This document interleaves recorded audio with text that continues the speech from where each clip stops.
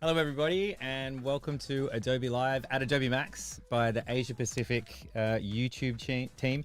Johanna, you're going to need a microphone, so you're going to want to bring that in. I totally forgot about that. Hope you guys can hear us okay. Our regular chat mod who is monitoring the levels is now on the stream with us. So I can see Steve in chat. Maybe you could let us know how we're doing. Can you hear us okay? There's not too much background noise or anything like that. Let us know. But yeah, we are live. We're coming to you live from the Sydney studio, which is something that we rarely do. We pretty much only do it for Adobe MAX these days. I'm the host, but actually, you know what? Let's just introduce all the other hosts as well. My name's Flynn, and I'm the host of Adobe Live Asia Pacific. This is Johanna, and Yes. Johanna's a designer and artist, and also does a lot of the behind-the-scenes stuff here on Adobe Live, and is graciously joining us on camera, which is a rare treat. Rare treat this year. I think this is my first time on camera this year. That's it. Just happened that way. But Well, yeah, it's a pleasure to be on camera. There we go. It's a very special day. Exactly.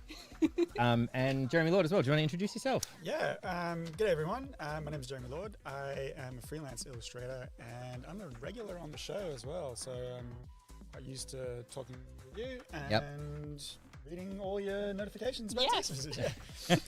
Yeah, super pumped to be here and for this watch party. Yeah. That's it. And it is a watch party. So this is something we've never really done before.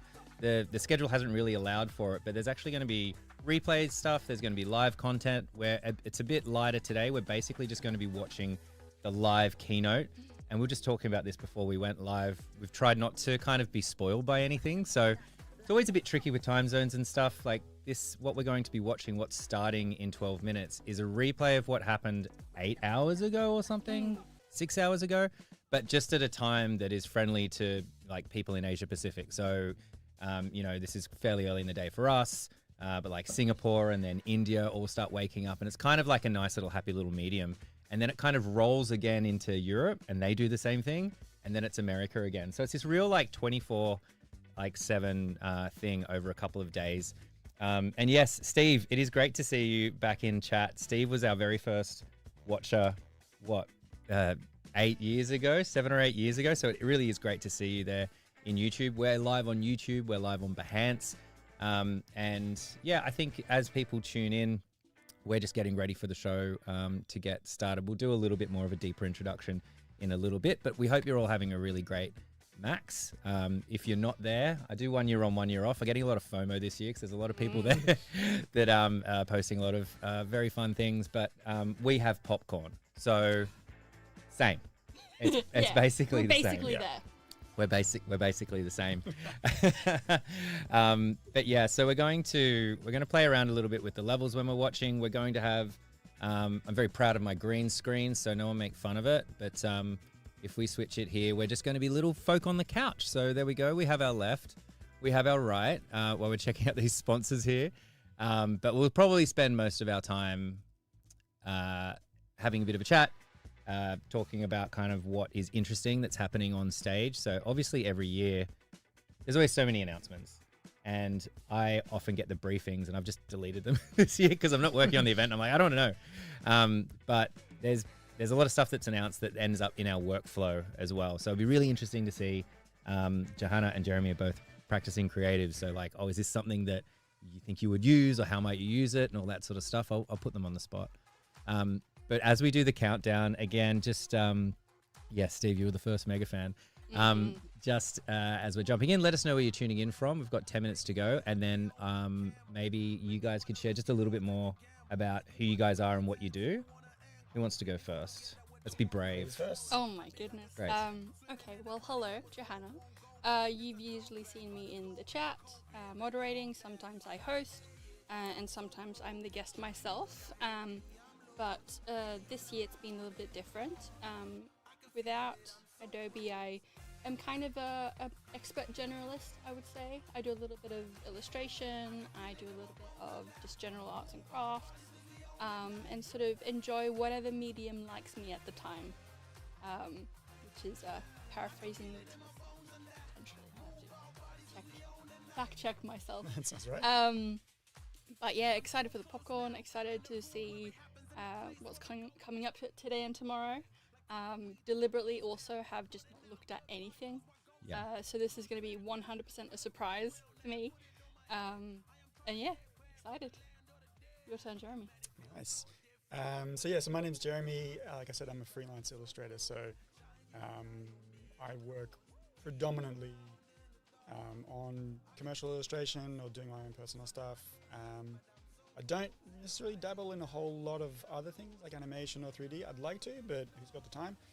I'm often on all the Adobe apps, and these kind of events are always super interesting for me to kind of have a listen in as to kind of what Adobe's doing, what's new, how could I use it, and so I'm quite keen to kind of get first dibs on that and give you my opinion on it as well, which is something that we do quite a lot on the streams as well, kind of sharing process and what I kind of think about stuff and how I feel about stuff. But I think that's always kind of super interesting as well to look at that aspect, as well as just like, here's how I draw a face, is what I think about it as well while I'm doing it. That's me in a very small nutshell. In a nutshell. That's right. I mean, I guess we spend a lot of our time doing tutorials and things like that with things that are either like maybe new features, but also going back to the tried and true classics, right? Like how to digitally create artwork, like how to work non-destructively, I think is such a key part of everyone's workflow these days, because you didn't used to be able to do it all the time. Now there's sort of a way to do it almost always. And kind of, every year, I mean, obviously every day, but like every year it feels like there's new creatives coming out, people that are cross-skilling across, you might be a photographer and you've done a little bit of design. You're like, oh my gosh, I need to build a website, I need to build a brand. So I feel like there's always new people coming into that want to learn creative stuff. And so we kind of like each year we sort of reset, reevaluate, and then redo stuff. But we very rarely get to kind of sit back and just kind of chill with some popcorn and stuff. So it's a nice little break. There's also something that is quite funny when you go to events like this is it's like Dolby surround sound. Like, I mean, the stage that we'll see in a moment is just insane. Even though we're watching screens in a screens, I think we should get a pretty good sense of what it's like. But you kind of do just want to talk to the person next to you a little bit, but you can't because it's rude to everyone around you, like you're watching a movie, and you don't want Chattanoo from the stage to be like, hey, be quiet, I'm breaking it down up here. But we get to do that. We can just kind of mute the stream and just kind of have a chat, because I think it is also interesting. I'll often get to the end, especially of this keynote, this particular keynote that's about to happen, and there's so many announcements. It's kind of jam-packed intentionally for that reason, I think. There's a lot of announcements that happen at the exact same time. And then you get out and you're kind of like, it's like watching comedy and you're like, I really enjoyed it, but I can only remember like one or two of the jokes. It's a bit like that to me. So it's going to be interesting to see how we kind of get to have a chat and kind of break it down as it's going. That's what I think. Yeah, and like you guys, I haven't necessarily kind of looked in too much about what's going to be happening. I had a quick chat with James Barnard a couple of days ago on the topic of kind of social media and that kind of stuff, and he was like, oh, by the way, I'm doing a talk on that, so I'm kind of like on a just personal level, I'm kind of looking forward to that. But that's also because I don't know what else is going to be on offer. So I'm kind of looking forward to also being surprised about what's going to be there. And I think what's kind of fun with these things is, like I said, I'm an illustrator, so I'll be looking out for things as like, what can you do for me? So tell me about stuff that I'm going to use. I don't really care about anything else. But it can be really cool to look at, maybe there's a photographer on talking about sort of their features and what they're using in, Lightroom or Photoshop or any of those things, and going like, I could use that for this. And it's that thing sometimes we talk about on the stream as well, where Adobe's like, here, I made you a spoon for you to eat your soup with. And you look at that and go like, I could do something else with that.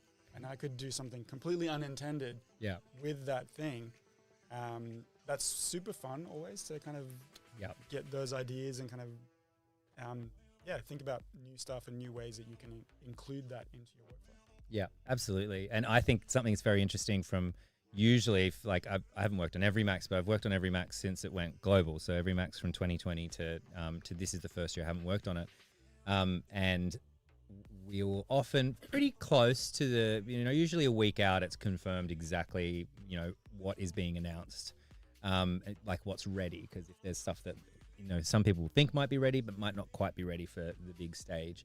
And it's almost always in kind of a list of this is what people are going to be really excited about. And it almost never ends up that from the community, which I think is, we'll do sneaks tomorrow. We're going to be live tomorrow as well. We'll do sneaks, and that's the epitome of that. It's just like, okay, here's a bunch of stuff we're working on. What do you guys like? And then they attempt to implement it into a workflow. It's like, do you remember Intertwine? They had Intertwine was shown. Vaguely. It was an Illustrator thing. And basically it made it so that you could just circle an area that you wanted to drop forward or backward. It basically was a little mini crop tool within Illustrator. And being there on the show floor was, the room was deafening when that came out. Like people were just like, oh my God. And you could see everyone going, wow, that was just like this little tiny little thing that someone was working on that works really well. So, but anyway, that's part of a workflow now. But yeah, it is always interesting to see what kind of sticks and what's expanded upon. I think there's a bunch of things as well that have kind of gone under the radar this year that like Firefly boards. I feel like a lot of people are sleeping on Firefly boards as a very interesting workflow. Because it's a totally new workflow. And I don't even know how much you know about. You mentioning it is the first time hearing it. And I think that's a lot of creators as well. Yeah, because we did some live streams and there were a lot of people that were very new to it. We've only got 3 minutes, so we won't jump into it. But I'm hoping, like, we'll do some predictions here in a sec. So I'm hoping that there's more stuff to Firefly boards because I'm not going to spoil what it is because you get to watch it fresh if there are any updates. But I've really enjoyed the few workflows that I've seen people do. Like, it's amazing at sort of photo manipulation and continually generating, but in a very visual way. And it's an app that's built from the ground up, which I always really like because obviously it's really hard to kind of implement something into like, I'm going to somehow get this into your After Effects workflow, or I'm going to add another thing to Photoshop, which is like, been around forever. So anyway, that's mine. We've only got 2.5 minutes left. So any predictions from anybody or anything that you want to see or favorite app that you want to see something in? I selfishly want more in Fresco. Okay. Or more illustration stuff, just because that's kind of what I use. I think animation would be really fun, making that a little bit more accessible, if that is even possible. There you go. Right. And maybe actually some 3D stuff. Okay, yeah, that's right. If we could get 3D out of browser, that would be exciting for me. Yes. Yeah, I know we've done a lot of stuff, and then I have a PC and I'm playing with something like I have a Mac and I can't. Yeah. I want access now. Yeah, it's like having an iPhone or like a Android. Thank you. Yeah. Pardon me, Android users, and someone's like, "Oh, it's only an iPhone. I really want it on this." So yeah, that's interesting. Jeremy. Yeah. I'm gonna back you up on the 3D stuff. I would love to kind of like something that I'm thinking of getting into, but it's just like, what are the apps? What are the things that are out there? And if I can stay in that kind of ecosystem with something that's going to be a little bit more familiar. Yeah. And also, to be completely honest, something that I'm already paying for. Yep. That's included in my subscription, then I'll definitely kind of gravitate to that. But also, obviously, kind of like in the age of AI, and I think we've mentioned this on stream before as well, of like, it'd be great to see AI not necessarily for like raw image creation, but for like workflow ordering. Mm-hmm. Like name my layers, or that's what I was thinking. Like things in that line of work, or like loadouts for my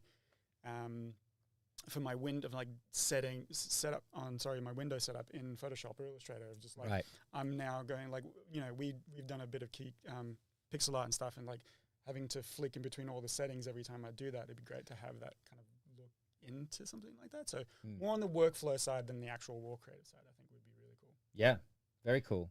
Yeah, well, let's see what happens. There's always lots of announcements. I think we're starting pretty soon. So I'll just shout out to anyone that's new. I can see we've got some new folks joining. We're live from the Sydney, Australia office studio. Dusting off the dust to jump in here. We're usually working remotely, but it's great to get together and just hang out for a couple of days during like Max because it's so exciting. If you're joining in and let us know how we're going with the audio levels and everything, because our Meister is front of camera today, so we'll be relying on you guys to make sure that it's all working well. I think the keynote goes for like 2 hours, 3 hours or something. So we're in for a bit of a haul. Yeah. We will take questions as well as we're going along, and we'll probably switch from the live stream, from just watching the stream for a little bit and taking it all in, particularly at the start. I imagine it's going to be Shatnu up there. But yeah, we'll jump in. Just jump into chat. Here we go. That's enough from me. Let's check this out.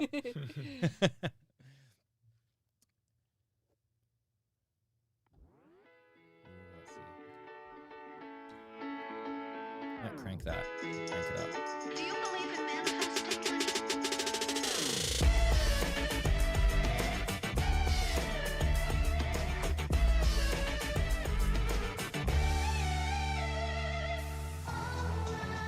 She coming in hot, so if they forgot, remind them. I hit it so hard the floor rattles like a one-on-one battle, please. The stereo shakes, ain't a mistake. Hold on tonight. The best is yet to come. Yeah.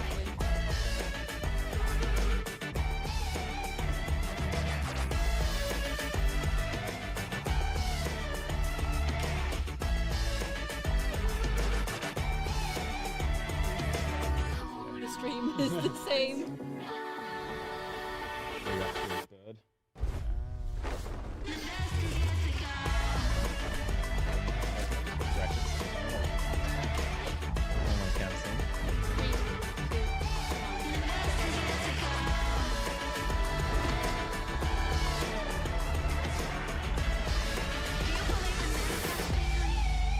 Well, I do. Please welcome Shantanu Narayan. The best is yet to come.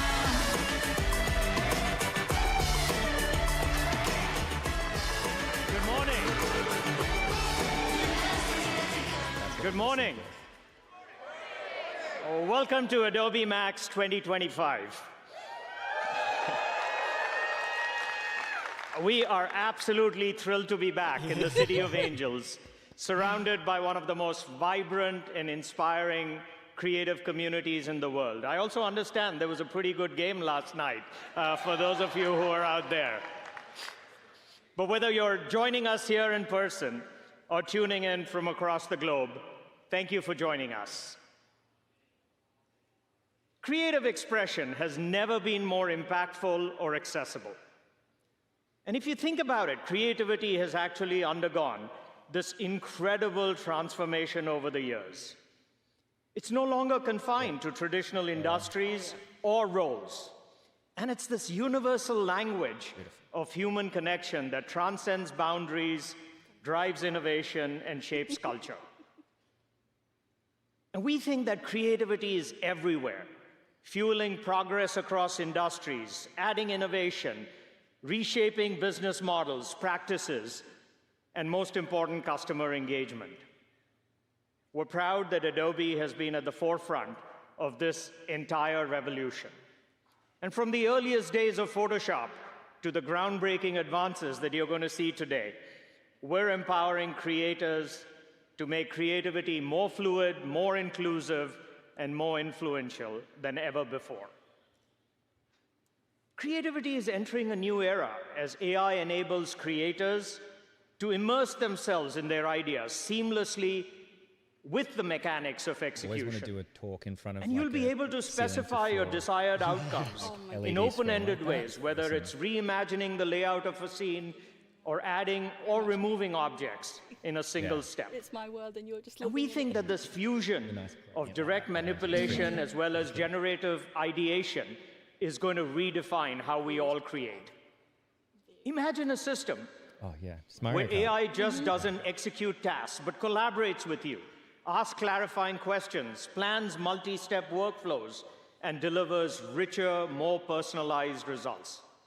And so we're investing in AI to both imagine new possibilities and accelerate how you get things done in the applications that you know and love. We're committed to empowering all of you to dream bigger, move faster, and reach further, all while maintaining control and, importantly, ownership of your vision. While the have some tools and technologies are evolving, the before we essential start getting ingredients of creativity actually remain the same. It always starts with ideation, as you gather inspiration and explore concepts. You bring your ideas to life through creation. You spend time editing it and refining it in the production phase. And then finally, you're ready to share the finished piece with the world. It's massive, right? And we are focused on enabling every stage of this iterative creative process, I think the LA from the venue was first the creative spark They go back to all it. the way through to Yeah, delivery. Miami wasn't as big. It was really long. And today you have more options than ever before to find inspiration as well as iterate on these concepts. Being able to describe what you want to do, whether it's text to image, text to video, text to audio, it's a more intuitive and natural way to start the creative process. Our vision for Adobe Firefly is to make it your one-stop destination for creative workflows, enabling you to explore a wealth of ideas, from ideation to editing to delivery. In ideation and creation, we think choice matters, and each generative AI model will have its own aesthetic style, and creators will benefit from having a greater choice of models with different visual characteristics.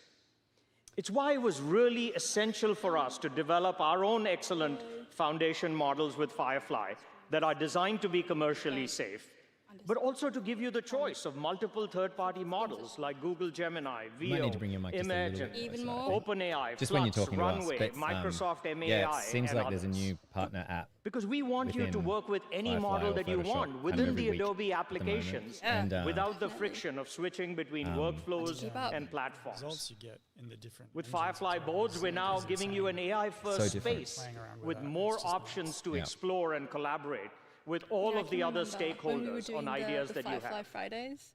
Yeah. And Deep one- integrations for some within reason, Creative Cloud will I was trying empower to get both it to creators make a as well as mermaid, creative professionals. And I should not have, because when it was that early on, so whether you're the designing results a were marketing campaign, very interesting. But I'm creating now social really media curious to content, see if or it producing would a actually feature make me a film. mermaid. Firefly would, yeah. is defined to be one of so. the hubs that brings your Because I was ideas to scarred life. for like days after that, doing the prep. In the creation yeah. phase, we really believe that's where ideas start to take shape. And our vision for Creative Cloud has always been to give you the power and precision you need to push the boundaries of And he your loves craft. tea, so I'm not surprised that there was a The tea way we've graphic. integrated Yeah, AI, that would have been all probably by flavors of what we deliver in our request. interfaces I mean, who doesn't like tea? is second to true. none. True. We're giving you even more superpowers try- and enabling well, you to try bring more especially. value from the existing Adobe tools. And so these generative AI features, whether they be in Illustrator or Photoshop, help you Are we streamline drinking your coffee? editing workflows while giving you the pixel-level precision to Oh refine yeah, your you work. like your little. We're thrilled that 2 out of piccolinis. 3 Piccolo- Photoshop piccolos. users in the beta version use generative AI in their workflows every single day. Just gotta And we go know and you sign want up. the ability to Cappuccinos. refine generations from other models well, as well in Creative I'm not a Cloud. dog, but I've so never giving had you that one with choice my dog directly in your yet. apps What that you are love they was made of? important Is to it- preserving your workflow. Whatever, oat milk or whatever. She loves them. You can and then she easily sticks them. move now into Premiere to see your concept as a video. And you it's can like, use let's go generative again. extend to make a Going longer on a clip. roller coaster. You can quickly preview motion concepts and iterate and collaborate across every part of Creative Cloud as you generative consider extend what stuff is you would always, like to emphasize. I always And find so that these it's a bit deep integrations simple, reduce the straightforward, repetitive tasks, and actually allowing you to useful focus on your vision. integration of AI. Yeah. As a And it's creative funny because pro, we always talk about image you have your resolution, process or for doing like production and delivery cop across all forensic show Creative thing where Cloud they take like the applications. CCTV Enhance. footage and they're like enhance, make it, and then all like a face Next appears out of 3 generational pixels, conversational and interfaces. it's like, oh, you can't do that, and then now generative AI, it's like, And refine your results. can kind of do that? I think that enhanced stuff is here. Like it's Yeah. pretty wild. Yeah. So AI ultimately goes through both the production and delivery. And the complexity of the path that you take depends on whether you're a consumer, whether you're a creative pro, whether you're a creator, or the largest enterprise in the Got world. Manny And in this the is where chat here Adobe just has saying that focused Firefly Fridays. a lot of our innovations Speak, over Firefly the past few years. Fridays were very fun. They were fun. I really enjoyed them. And I'm putting you on the spot here a little bit, Flynn. I've just posted in the chat that I'll have to talk to you to see if they make a comeback in 2026 somehow. I think what was really fun about them was it was so experimental you couldn't make a mistake.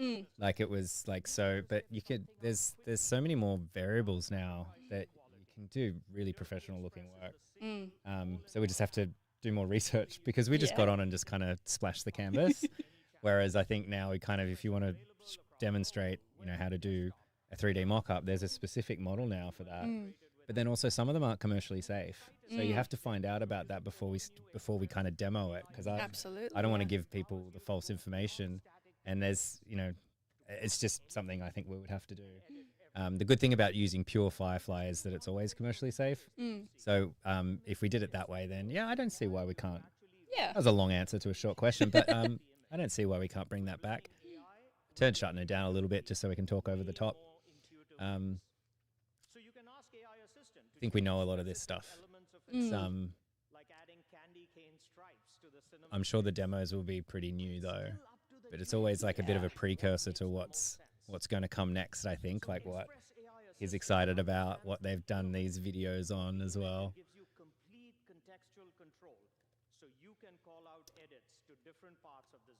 It's interesting as well as we're kind of a broader. Wait till you see the cool new features the teams have been cooking A lot up of the briefs to that make I'm your getting life even lately easier during the in the contracts Mm. that I'm sent at the start of the brief, there's a new clause that's been added of just like don't use AI. Right.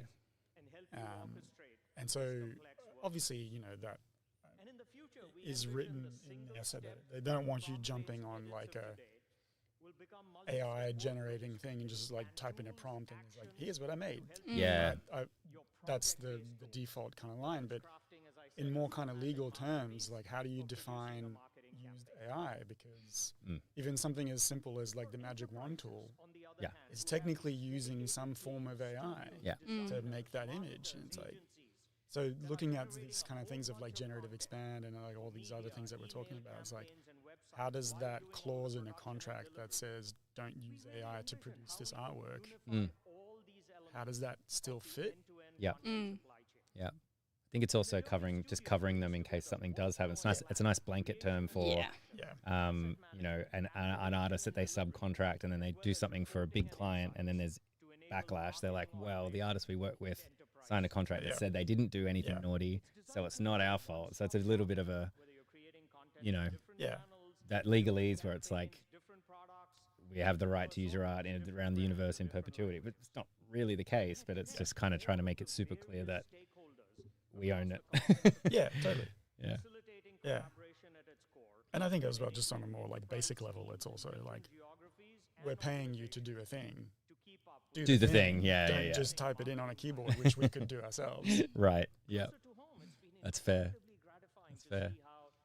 Just want to give a shout out to Ben, who's in the chat, who made a very astute observation that maybe Flynn is just extremely loud. Oh, is my mic too loud?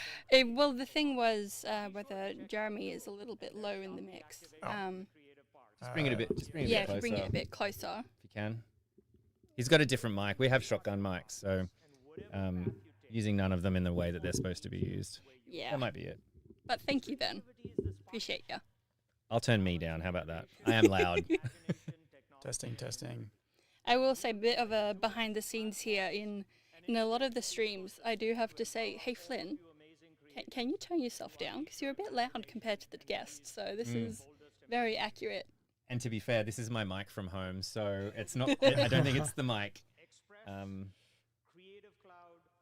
Someone asked me today how long I've been doing Adobe Live for, and I realized it was 7.5 years. That's a lot of talking into a microphone. Yeah. Yeah. I'll, Wait, so that means I would be probably about the same. will you be more? Slightly more. That's right. Yeah. Jeremy was the very first guest on Adobe Live before I was even working. Yeah. You On want the Adobe host. Live. Yeah, I wanted to host. I elbowed everybody out. I was like, this is my job, man, for sure. Yeah, I think it would be Jeremy, Flynn, Johanna in terms of, well, obviously, because that's when we all joined in. But yeah, like at least 5 years for me, I think, which is wild to think about. Yeah. Long You've time. tolerated me for that long. Okay, hang on. So let's jump back to the stream. Creating the future together is the theme. It's always interesting when there's a theme because it's a global event and creatives are so different, workflows are so different. I find it really hard to kind of unify everything into a theme. So it's going to be interesting to see how that goes this year. Yeah. And I love also just the various different disciplines that they're showing in the what would you call it? It's a bit of a showcase Yeah. video, I think. Because I mean, it's easy for us, because just to go into illustration, because that's something that, well, just us three, two of the three know it very well. But I'm always rooting for different things so that I can get out of my comfort zone or realm of knowledge. And yeah, excited to see how they're gonna achieve that as well. And to do that, I'd like to welcome the host of the show, David Wadhwani, who is president of Adobe's digital media business, to the stage. Thank you for being here at MAX. Might be.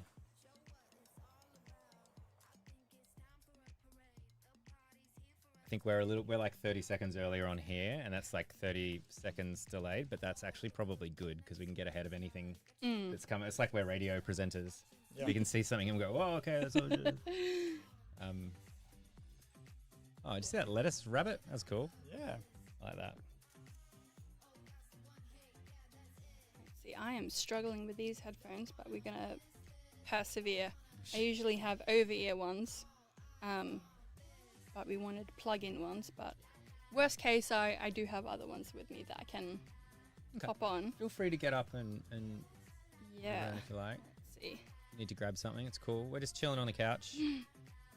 I'm super conscious of like yelling into the microphone now. I haven't been this nervous being on the stream. Oh, Like, you'll be I'm like- fine. I do actually think before it gets too into it, I'm gonna Yeah, change, yeah. because Now- I don't want to be. Do it now. Don't do it like, yeah, Yeah. 5 minutes before we finish. Yeah, you do it then. Could you press, if you get up, can you turn the bottom light on as well? Yeah, not the top one, the bottom one. The top one's fluorescent, and it'll look like we're in an elevator.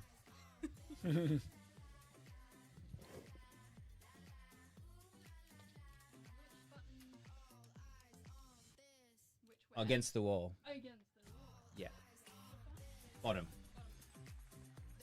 That's it. Perfect. That's it. We should be a lot brighter now. Thank you, Shantanu. Hello, everyone. You guys want to see some demos?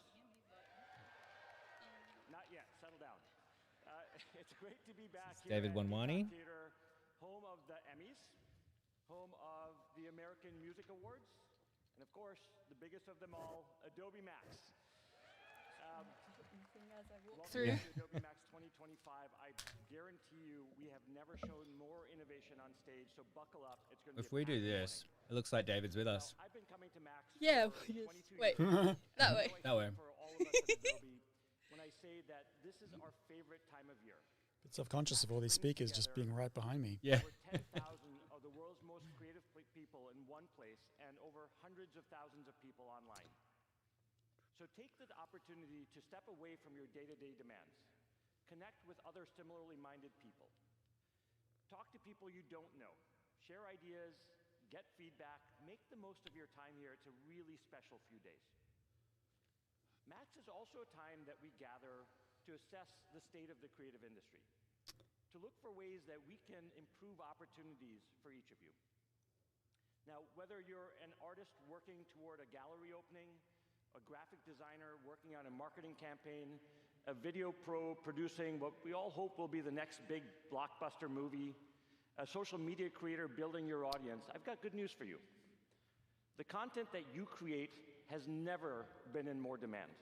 Do you guys feel that way? Do you feel like it's creativity is in a good place at the moment? There's more demand than ever, or do you feel less? Or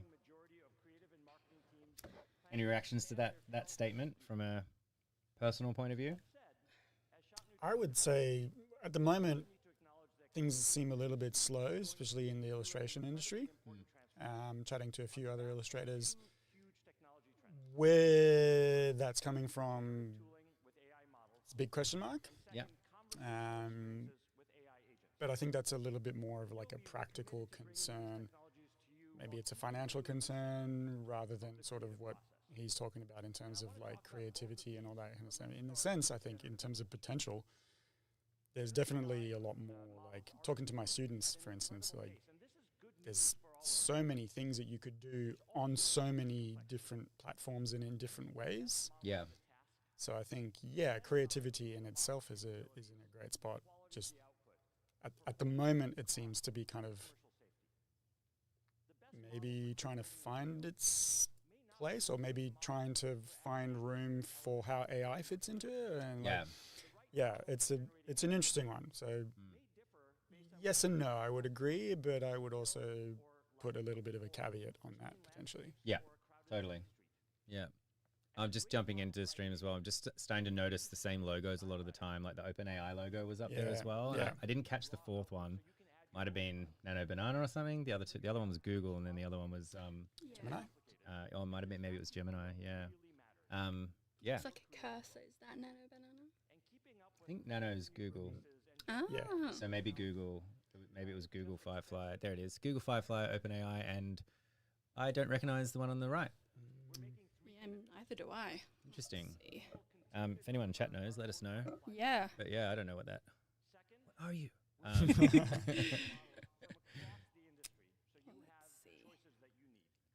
I wouldn't have mention put it. full stops after those Oh, yeah. personally. Just going to do some type critiquing live. Mm-hmm. Is it like when you're watching the Olympics or watching like professional athletes and like on the couch with your popcorn? I Like, could do that. That's not how I would have done that. triple Exactly. somersault. Yeah. Silver medal. Loser. Like, oh, go home. Yeah, exactly. My favorite use of AI was up there for a second. Enhanced speech. Yeah, it's you're an audio incredible. guy. Incredible. It's Yeah. now in Premiere Pro on mobile as well, which is really, really awesome. Same with, and I'm not sure, like I'm not super expert in Premiere, but I recently discovered Remix in Yeah. Premiere, Mm. which I was blown away. And I assume that's AI, right? Where it's just kind of like making more of an audio track to extend to match with the length of your, It basically footage. uses AI to tween Yeah, from where you're at. So it's the same as the generative expand. which is just, But for video that's like, again. that's super handy. Right? Mm. I mean, there's like nothing worse than having footage that's like 2.5 minutes and audio that's like 2 and 15 seconds. Yes. Like, God. Yeah. Oh, now they're talking So about we'll it. watch that this, are guys, able to because we'll give understand, I think we'll give generate, this a and bit of a operate in the physical world. At Runway, we work with images and video and audio, and whatever you can imagine, you can type it in and you'll get that out the other side. So 11 Labs, you will be able to create speech across 30 languages. You'll be able to create music, sound effects, and we are very excited to bring some of our best models to Adobe Suite, where you are able to continue in the same workflow, just natively using that all in one place. At 11 Labs, you will be able to create emotional speech across Black Forest Labs Flux Convex Pro model will be part of Adobe Photoshop's generative fill capability. Just takes a couple of seconds to edit, like changing the entire environment. Adobe Creative Tools are already stretching across many different types of content and modalities, and this aligns really well with the multimodal capabilities of Google's AI models. We have models like Nano Banana integrated right into these tools. It's just so impactful. I'm really excited about having our tools within Photoshop because it is the industry standard. Adobe Suite is one of the default tool belts for a lot of creatives in the world. So I'm very excited to actually bring our state-of-the-art models in the hands of this whole new group of people. Essentially, you take these amazing creative professionals that have been doing such incredible work already, and now you give them new tools that enable even more. I can't wait to see what everyone creates. These models are available in the Firefly app.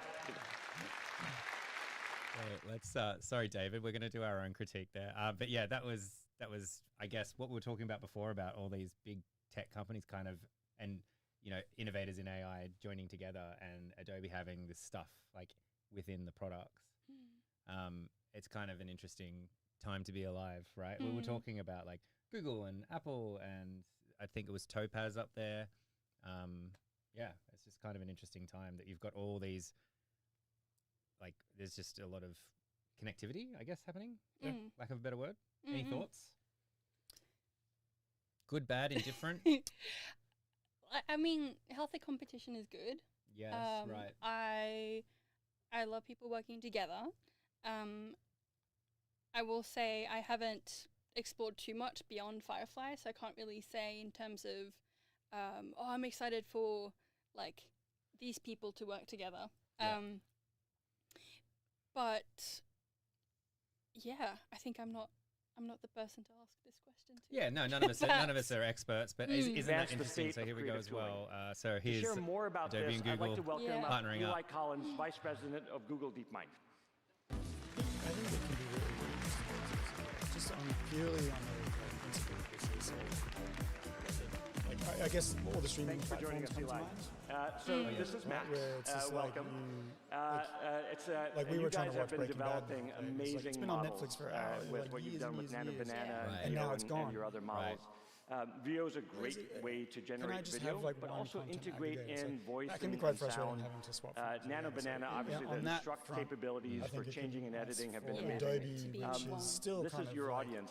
the What should they all go-to expect in the creative years kind of ahead? app. Thanks so much, ecosystem David.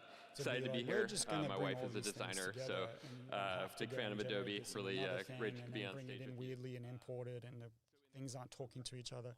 So I think that's interesting to look at there. But yes, there is a slight kind of part of me, as you were saying, like healthy competition is like, are we giving the keys to all of our doors to this one person, and it's just like it's all here? Right. Yeah. Yeah, it's an interesting analogy with the streaming platforms, kind of like you have to move from one to another and all that sort of stuff. So. Yeah, and just the convenience of it all being in the same place. As an absolute like tab hoarder on my browsers, I can like I know my tabs will be grateful because I won't have to have like 10 different ones open to generate and get the one thing. But yeah, I don't really know what to expect with it. Yeah. Much is, I guess, my impression of AI in general for creative work is my expectations have been surpassed or sort of challenged and changed this entire time. Yeah. So yeah, interesting what we'll see from this. Yeah. Good point. Well said. Okay. I just had this image of your browser just quietly going, "Thank you." Honestly, yeah, it probably did. So the excitement Let's from check in and see what professionals they're has up to been here. incredible. Our research teams have been building with and for creative teams for maybe 10 years at this point. That's why it's so exciting to be here today.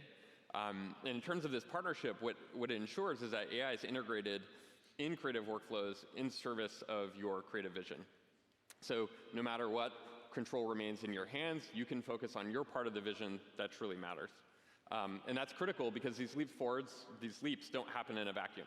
So the creative community's expertise and feedback has been and will continue to be what guides us in the development of these models. Awesome, and working together, hopefully we can bring a lot more of that together in terms of how the models and the tools work together. One last question before I let you go. Last week, we announced Adobe Firefly Foundry. It's a managed service for large brands, and we create proprietary models that train on hundreds of thousands or millions of your own assets. Today, we announced along with Google that Adobe Firefly Foundry now includes Google models as well. Maybe explain for the agencies and larger brands what that means for them. So we're bringing an unprecedented level of personalization to a company's unique style and identity. So you can ensure brand consistency across massive volumes of content. This is, of course, key for enterprise adoption. How this collaboration will work on like a business corporate level versus how it will work for the individual. Because I think these collaborations will have different meanings for those two groups, and I'm sure there are other groups as well. And just in seeing how much that is incorporated in the workflow going forward is going to be really interesting. Yeah. To get better and better and richer going forward. And Google models available now as part of Adobe Firefly Foundry that's going to deliver proprietary models to large brands and media companies, and a lot more on that one later when we get to the enterprise section. Now, Flyn, with Firefly so we've talked Foundry, about Adobe models. Update me on We've talked about partner models. That's news to me. Now let's I don't talk know about more than you models. do yet. So another big Excellent. announcement today is Firefly custom models. And I do agree These with are models that are stops tuned at the to end. your own personal style. Yeah, you're right. Customized to your exact specifications. So they're effectively personalized by you and for you. And of course, custom models like our Firefly models and our partner models will be accessible in our creative tools. Yeah, I just So got that this too. is the part where we get into the demos. Oh wow, it's a I pop-up. promised I you we didn't were going even to get over realize. I here, thought it and we was- have more demos than ever. For those at Here's home the, watching here's us, the this little rule pop-up and the, came on the left-hand the deal side, we have which with all was of you guys. synced with the You have announcement people of from the Firefly product team custom sitting around models. you. Yeah. If you He's like Paul something, Tranny. That's let us great. know by cheering, hollering, whooping, whatever your vibe is. Make sure we hear it. I'm just gonna and go with over that, I'd here love to and quickly- invite up Paul Tranny to show excuse you me, what custom stream. models is all about. Paul? I'm just going to try to resync Hello, everyone. this one. Thank you. You're too kind. Yeah. To Great. try to get us in. We're just going to jump forward ahead for Paul Tranny here. And then I think we'll be good because we're just a little bit out of sync. But Yeah. we Do should we be want to do another countdown to sync? good. No. I think that was behind us here Right. Let's see. because that's been playing all day. So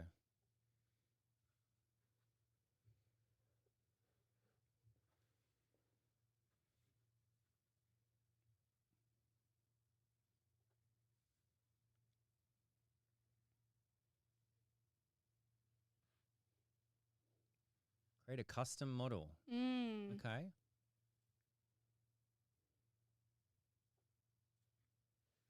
See, this again reminds me of Joy with the work that she's doing. I mean, she could have her whole ceramic studio in this model. Joy. And that would be a massively helpful tool.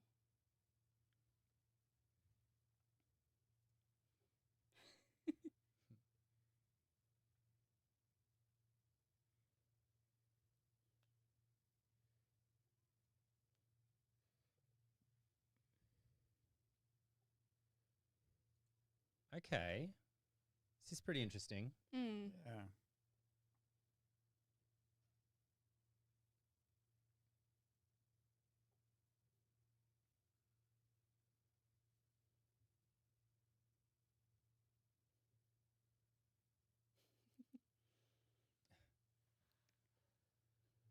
It's very much like set it and forget it.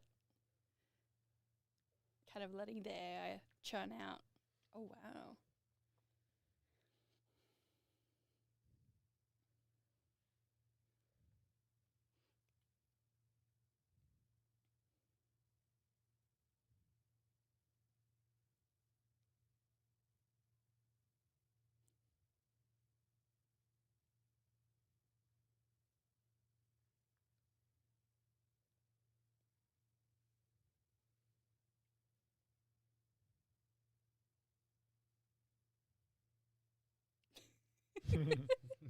Definitely vibing that. It's reminding me of there's two houses, I think actually maybe in Miami, and one house is, oh wow, distracted, is like a black and grey house, and the next one is like Barbie's dollhouse, and they're just right next to each other. On the same prompt. Yeah.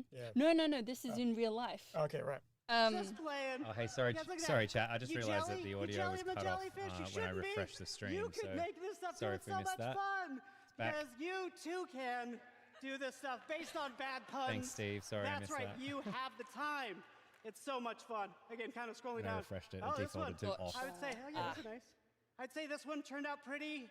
What would we do well, without you, thank you Steve? very much. I'm with the right people. Looks like Based it's on still- puns, Oh, no, having we're good. fun, We're good. extending your style in new ways that might get a little weird. That's okay. I don't know if I was hungry. Who knows? But this is the power of what That you is do pretty with crazy. your own I really custom like models. that. And what I've Two ended things up I doing think is I end up immediately building come to mind Yep. with this, like just for me as an illustrator, is number one is this is really cool for like using AI for inspiration, right? Which is probably the bulk of what I would use Firefly and other models for at the moment is make me something like what you're seeing on screen, and then I'll like, pardon the rudeness, I'll go and make it for real. Yeah. You know, like Yeah. I'll take think that that's fair. as a reference image or an inspiration, inspiration image, and then I'll go and just make it myself from scratch. So AI can be really cool for that, and this kind of model can be great to be like, you know, I've kind of done this a little bit with AIs where it's like, hey, look at my website and write a bio for myself. Right. Like, Yeah. take a look at my work and tell me who I am, basically, which is a kind of like an Illustrator thing of like, I don't know who I am. And it just goes through like every 6 months to a year. It's like, what am I doing? What's my place on this planet? So this can be really cool. So that's number one. Number two would be, this also kind of maybe has a slight hint of concerning me because is that model public? Is it mine? Right. Like, so like you guys probably know the OpenAI thing where everybody was making Studio Ghibli images. Yeah. It's like, well, not a massive fan of that. Well, yeah, like where does that then sit? Like, can I collect all of my favorite artists' works as JPEGs and load them up and make a custom model? Yeah, there's hopefully protections within there to stop it, which does happen a lot. Where I know Firefly tries to recognize copyrighted stuff. It's happened to me a bunch of times when I'm trying to use Adobe assets. Like you can't do something to the Photoshop logo because it's proprietary. I'm like, I work for Photoshop. Like it's quite a funny thing, but it clearly just comes back and says, hey, we recognize that. But there's always going to be cracks, I would assume. There'll always be ways around it and stuff. So yeah, that would be interesting to see how well the security is on that, because you're right. What's stopping someone going to your website, taking your artwork down, and then that? So it'd be interesting to see. But I mean, that's already the case, I guess. Right, I suppose. This makes it a bit easier, but yeah, I think undeniably for me is that thing of like looking at something like this, and because often I'll do this and I'll get ChatGPT or something to like write me a bio, and I'll read it and I'll go like, yeah, that's a really good way of putting what my artwork is about, and I hadn't thought about it myself. So it's nice to kind of, it's almost like asking a third person to like write, which is what you used to, do, right? You're too close to it, so you get someone else to like, this is who you are. I want to continue this, but I want to check out the next demo. So we'll put a pin in that one. Yep. Summer theme, but I'm switching it up to a more of a Halloween feel. Adobe Express is great for this kind of project, and it just got even easier with the all-new AI assistant. The Express assistant is like my own personal production assistant, helping me get my work done a little faster. It's great for specific tasks, like in this case, I need to switch up all the copy for the new info. And I actually just got an email with all of the new updates. So instead of manually porting these over line by line, with the Express Assistant, I can just drop them in and have it take care of that for me. Great. So just to be clear, you took an email, and it talks about changing the title, the date, the time, updating the address, reminding guests to wear costumes. One instruction. But it's going to do all of this for you, all these complicated tasks. Absolutely. And this is the kind of thing I want to offload. So this is what I had before. This is what I have now. All of those new details saving me a ton of time. But on top of specific tasks, it can also give me some creative ideas and inspiration. So in this case, I love the summer color palette, but we're doing a Halloween invite, so I need to switch up all these colors. I could ask for like new color palettes, get some new ideas. In this case, I knew what I was looking for, and it gave me exactly that. And this is a great example, Halloween. What does it mean to have Halloween colors? So it understands the semantic, the design elements, the relationship between them, and does all of that for you. Now, Jordan, as we talked about, sometimes you just want to do direct manipulation. Creativity is going to benefit from these conversations, but sometimes you just want to do something yourself. Which is exactly what I'm doing. I already have a background saved. I have some. That literally says like, AI engine, just read this. Right. Yeah. It's like now written for recognition for the thing. And it's quite weird. It is. Yeah. Yeah. I've come across that like for resumes, where they will have obviously like hidden text or whichever. Yeah. So like human eyes will see, wonderful resume, sorry. And just apologize to the microphone. But then the LLM will see like, all these data sets that I'm looking for, I can just grab what I need. Yeah, it's like meta tags for yourself. Exactly. with all the different partner models, the Express Assistant is choosing the best one for me. So I don't have to be a pro. It's looking at my prompt, deciding exactly what it should use.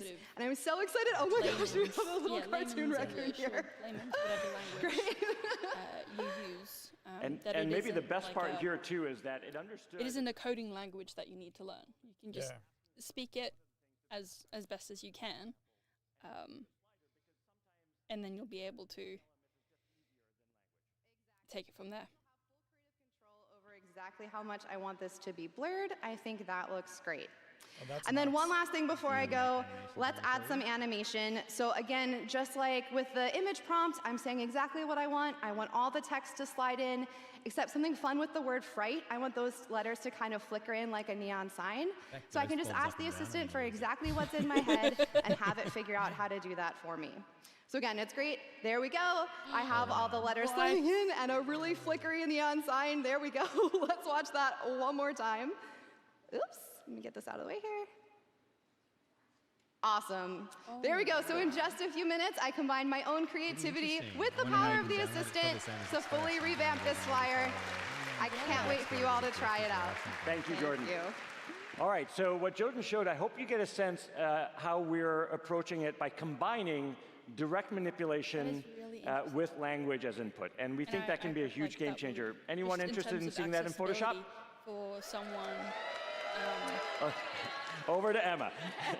Hi everyone, I'm here in Photoshop Web and I'm going to be using the new AI assistant. So let's put it to work.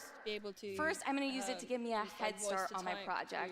You know, the photos I take normally need a little bit of love. My sky here is a little washed out. I'm going to need to create some masks. This is perfect for the assistant because it can get me started on all of those things at once. I'm just prompting it in the right panel here to decrease the brightness of everything except the subject and increase the saturation of the entire image. And it's amazing. You can see here it's actually starting to. I did not recognize it as Photoshop. Starting to look at the prompt, understand it, reason over it, and the AI assistant has decided to create a mask, generate a layer, do it all non-destructively so that Emma can go and fine-tune it right after. Exactly. It's still giving me full creative control, so I can go in and tweak things however I like. I mean, talk about a glow up. Here's the before, and here is the after. The assistant just coming in clutch, giving me that head start that I needed. And imagine how much time this would save me with 5, 10, 50 images and actions, right? Absolutely. And what Emma just showed and what Jordan showed is how you can use the AI assistant to ask your application to do something for you that will save you time. And again, non-destructively, so that you can go and perfect it.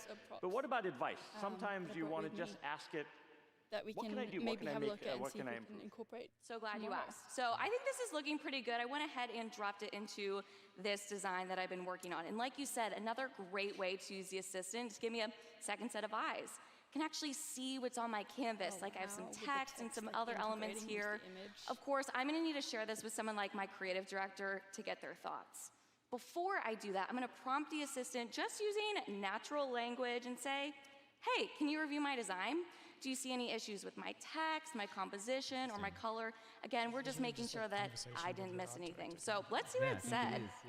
Looks like the overall layout feels balanced. Raise the roof. Love that. Colors work well together. Thank you for whoever said that. Looks like my contrast is a little bit low in my text here. Whatever they're feeling is that actually gave me some really great suggestions on how to fix that. I have an idea though, David. Do you want to see what I got up my sleeve? Then they're like, I'm going to change this to orange. Here, let's bring out the color of the door. Let's make this just a smidge brighter. And the AI just like this. Amazing. Another example of the assistant helping me out, giving me a second set of eyes so I can design with confidence. Okay, so far I've used the assistant to give me a head start on my project, and we just saw it give me really useful feedback that I handled without crying. Thank you. I wonder how much just got one more thing for you. My layers panel, Photoshop. it's looking like a total mess. I know what you're all thinking. I know what you're thinking. Who let this girl on stage with unnamed layers? It's a rookie mistake, I know. So I'm gonna use the assistant to make me look a little bit better up here. Gonna give it one of my favorite prompts. What? Rename all my layers based on my content. It's about damn time. How many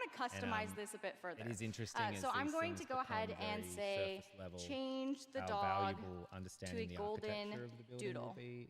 I'll go ahead and send that in. I just think golden doodles are the cutest. Also, I would really love one personally myself. My husband's watching this, and I've been subtly, not so subtly, hinting at that. So if you're watching this, I will say less. The key features of anything AI, like fully AI generated. I think like what we're looking at here is something maybe a little bit different context, because we're still kind of, there's still a bit of a process going on here where you're still talking and you're making changes and you're editing and you got sliders to, you know, gauge how much of a blur you're putting in the background, like we saw on the little Halloween flyer thing. But so it's not just kind of like you put some type in the thing and it spits out an image in there, but there is this inherent thing of, like you said, like you've got this generation of people who don't understand the inner workings of something. They like the end result, and they only know the end result, which is fine. But there is, like, when that end result breaks, how do you fix it? You can't if you don't have those like skills. If you don't understand, like, oh, this is a problem, I'm missing a DLL file in my thing, or like my RAM bar is not properly slotted in, or like all those kind of things that like you need to know if you've built your machine and you know the inner workings. And yeah, it's a bit geeky, but when something goes wrong, you know how to fix it. Yeah. Whereas this is just kind of like, here's the end result, and that's it. Like, you don't know how this was made. You don't know the recipe. And more than that, actually, it's almost kind of, not only do you not know the recipe, but you don't even know how to cook. You don't even know how to turn the oven on. Right. Yep.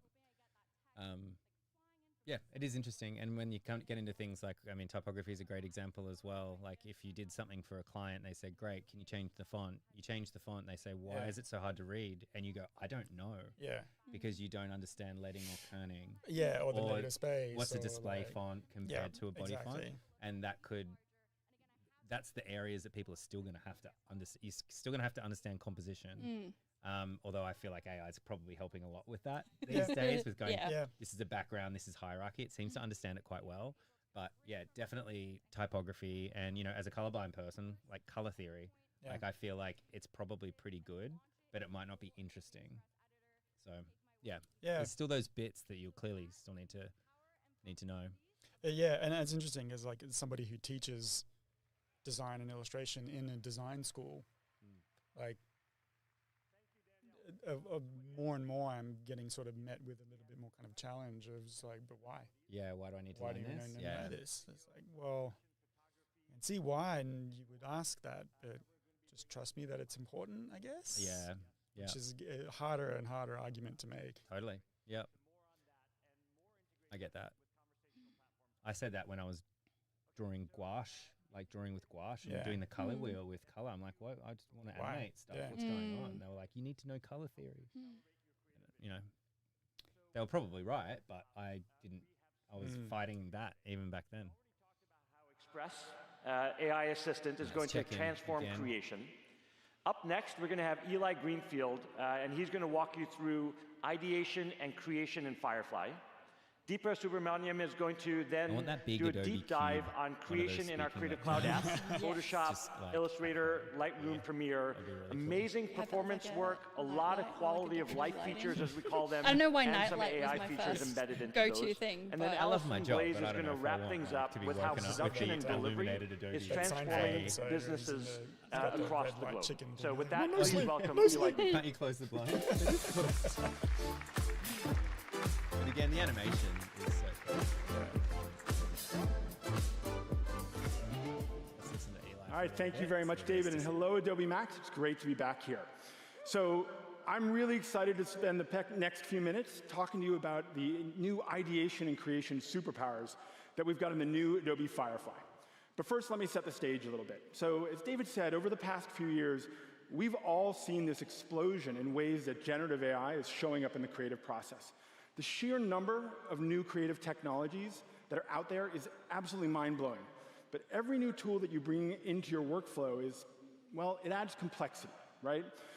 Maybe you've got one model to explore visual treatments, or another one to generate particle effects, and yet another one to fill in a video transition. This is all one more model to understand. It's another subscription for you to pay for. It's one more tab to keep opening your browser. And it's all kind of exhausting, right? Okay, don't worry, we got your back. Adobe Firefly is here to help. So with the all-new Firefly, we have built a single destination that brings top industry models into one easy-to-use space and empowers you to throughout the creative journey from exploration and brainstorming all the way through to creation, production, and delivery. So let's talk about how that works. Okay, well, first and foremost, of course, Firefly is still your single source to generate amazing images, videos, and audio using top creative models from both Adobe and other industry partners. But starting today, Firefly now also includes a set of new AI-powered web tools for every phase of creation. From Firefly boards, where you can brainstorm your next project with your team, to an all-new conversational image-based editing experience, and a brand new powerful web-based multi-track video editor. And of course, we're Adobe, so Firefly also includes one-click connections to other precision tools like Photoshop Web and Adobe Express, so you can bring those and their editing features into your process as well. So let's go ahead and dive in for a closer look, and we'll start with the models that power these new creative tools. Now that starts, of course, with all the powerful, commercially safe, and responsibly trained Adobe Firefly models for video, imaging, vectors, audio, and much more. And today, I am very proud to introduce our newest Firefly model, Image Model 5. Worth clapping for. Appreciate the clap. Wait till you see what comes with it. Image Model 5 excels at generating realistic, highly accurate human images with professional-grade lighting, composition, and rich textures designed for real creative use. Now, these images are generated at a native 4 megapixels, and that's before upscaling, which produces sharp, detailed assets ready for you to put to work and get into your production flow. Now, Image Model 5 also is able, for the first time, to edit images with just a prompt, and is remarkably accurate in following your instructions. Tell it to add a hat, maybe remove a distraction, or change the color of a sweater, and Image Model 5 does exactly what you ask while keeping the rest of your image consistent. And that's key.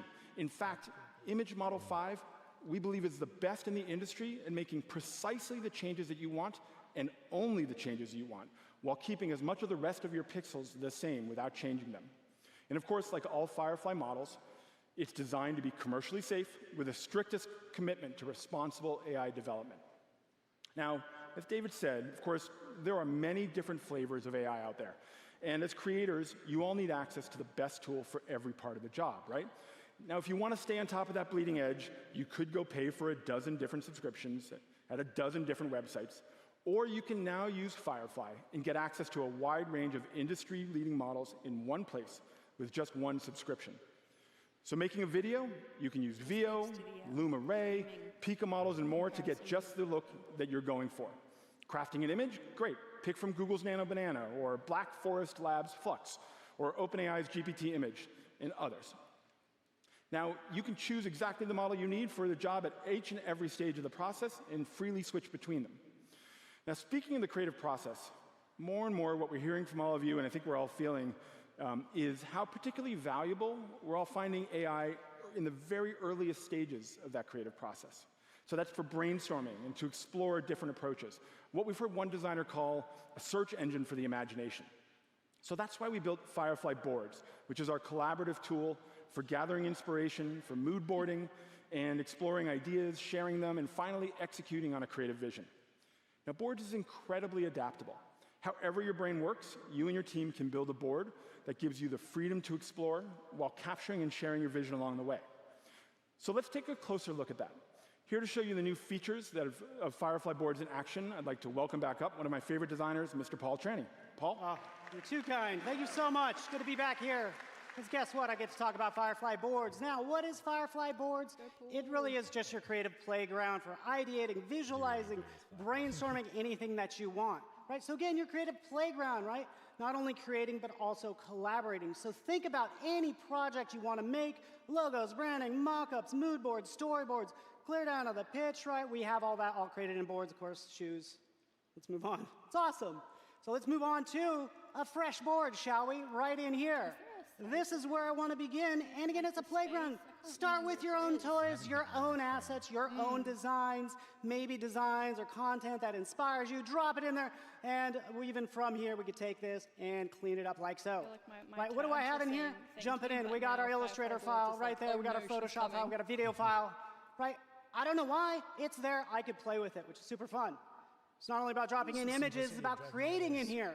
Yeah, right? And that's what I want to do right now. Creation in brand new, in good old boards. And what we have is we have the ability to use presets. Presets are like little recipes or basically little shortcuts to do anything you want. I encourage you to scroll through this. I feel like they keep adding things. But let's play with one. Hey, electric party. If it says party, yeah, select it. Select an image of this guy, gray on gray on gray. Let's help him. Right, generating electric party, which give me Twilight Diner vibes with iridescent outfits. It's gonna get a little embarrassing for me if you don't mind. I'm just gonna kind of scroll over, please. I don't know why I'm doing this, but you know, they make me. Oh yeah, fashion forward, faux fur. See you at the Max Bash. Hello. Oh my goodness. Made from real Muppets. Oh yeah, look at this. Come on now. Rocking the platform heels. I'm finally 6 foot, everybody. I love it. Yeah, pretty much. So make your dreams come true, at least visually for a little bit. Super fun, but it just helps out so much using those little recipes or those little shortcuts to create content. But I'm gonna get down to business right now. So what do I want to do? Just kind of create quickly. So many cool things in here. Restyling. Let's grab, say, that image of that astronaut and the image off to the left. And then I'm just clicking generate. Don't need a prompt, just need an image. It's going to generate using this particular image as the style. So that's what's happening right now. Doesn't break my flow. I can click generate a couple more times. Right, I can start to see these like thumbnails of a project, and you're not quite sure like what combination of elements do I want, and you can very quickly swap them out to see which ones sort of as your base sketch, I guess. Yeah. What works. But even just like presenting this to a client, right? Of just like, here's what I'm gonna make. Here's as close as possible to what I'm gonna make without actually having to put in too much work that may or may not be paid because maybe the client goes through with a job or not. Like being able to do this and kind of generate something for the client as close to the real thing and as fast as possible. Yeah. And then being like, cool, you happy with that? Now I'm gonna go and make this. Yeah. Is pretty handy. Pretty cool. Yeah. Cut down on iterations. Yeah. For sure. Or even that guesswork from the client of like, I don't know how much of my imagination I need to use based on your sketch as to how this is going to look. Yep. This is just the starting point. Have you guys ever worked on your initial projects? You're like, is this dumb? Ever thought that? Is this dumb or is it cool? That's when I want to introduce collaboration. I'm like, help me, designer friends. Collaboration in good old boards. If it's dumb, then I this know is I'm where I doing invite my the right thing. designer friends. That's how like I judge the success of my things. Yeah. Is it dumb? Yes, we're doing it. We did this live on stream as well. It worked really, really well. Like co-designing, like anything in the browser just works every time. Like it's just must just be so simple. And yeah, like how you can see the mouse over the top of what they're doing. It worked really, really well. Yeah. Move on. Right over here, selecting a couple of these images, because it's not about just kind of like throwing ideas at it. Too, like this would give such greater agency to the client as well, because then they can like, well, I put these two images together. Can you now do a version of this? Yeah. Jump in there, right, for the scene, because I think it'd make a cool alien landscape. Obviously, that's something that the client is interested in sort of getting very hands-on with. I want one that's this astronaut. Put that astronaut in there. Oh, guess what? Not any old colors, colors from that image right there. And we'll generate a couple times like so. Okay, so what's happening now? I picked an image, picked multiple images, put them together, but keep the integrity of them. And what am I using? Well, I could use Firefly, but partner models, Flux, Gemini, Imogen, GPT, like all these partner models. I keep scrolling. Pick the one you want. We want to give you that creative freedom to pick what you want, but everything is in one place, which makes it really powerful for me. I don't have to hunt social media for what new hot platforms out there. It's just like right here. So we'll wait for that. That's going to load up, and the whole idea is just keep the integrity of this image right here. And again, that's what's happening right now. We can see them load in. Let's pull out one. Right, this is exactly what I asked for. It's okay. Can we all agree it's okay? It's all right. It's exactly what I wanted. I wanted to keep the integrity of those images. You're like, oh, maybe it could be better. Can you help me out? Hey, give me variations. More like this. How many? 2, 4, 6? No. What do we got? 16? I don't know how we decided on 16, but give me 16 variations of my astronaut. They're like, Paul, you need help. Here's 16 for you. That's okay. While that's happening, we can see over here, Michael's commenting. Yeah, oh, I like this, homie. Thanks, homie.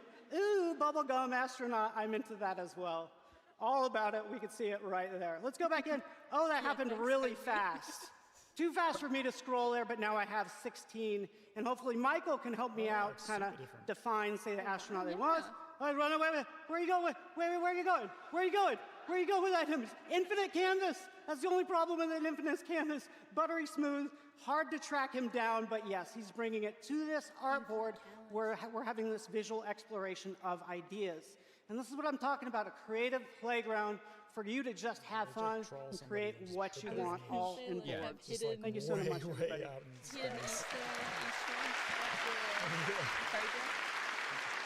That is pretty cool. Thank you very much, Paul. So as Paul showed, Boards is a great collaborative space for collecting your ideas, experimenting with content, layout, styles, remixing different... Makes it a lot more streamlined and easier. And again, like with the layman's sort of approach of just make more of this or combine these two. Yeah. It does branching really well. Like you can kind of go, okay, I'm going to do something like this, and then kind of go, what if I changed the figure and I went in this direction? And then what if I went in this? And you can kind of explore a direction and then go back to where you were, and then like take a walk, come back and go, you know what, I think I like these, and kind of mash them together and stuff. It's good. Your content, your boards, it's all easily accessible when working with applications like Photoshop and Premiere. But now you can also take a project from start to finish right in Firefly using our web-based editing and creation tools.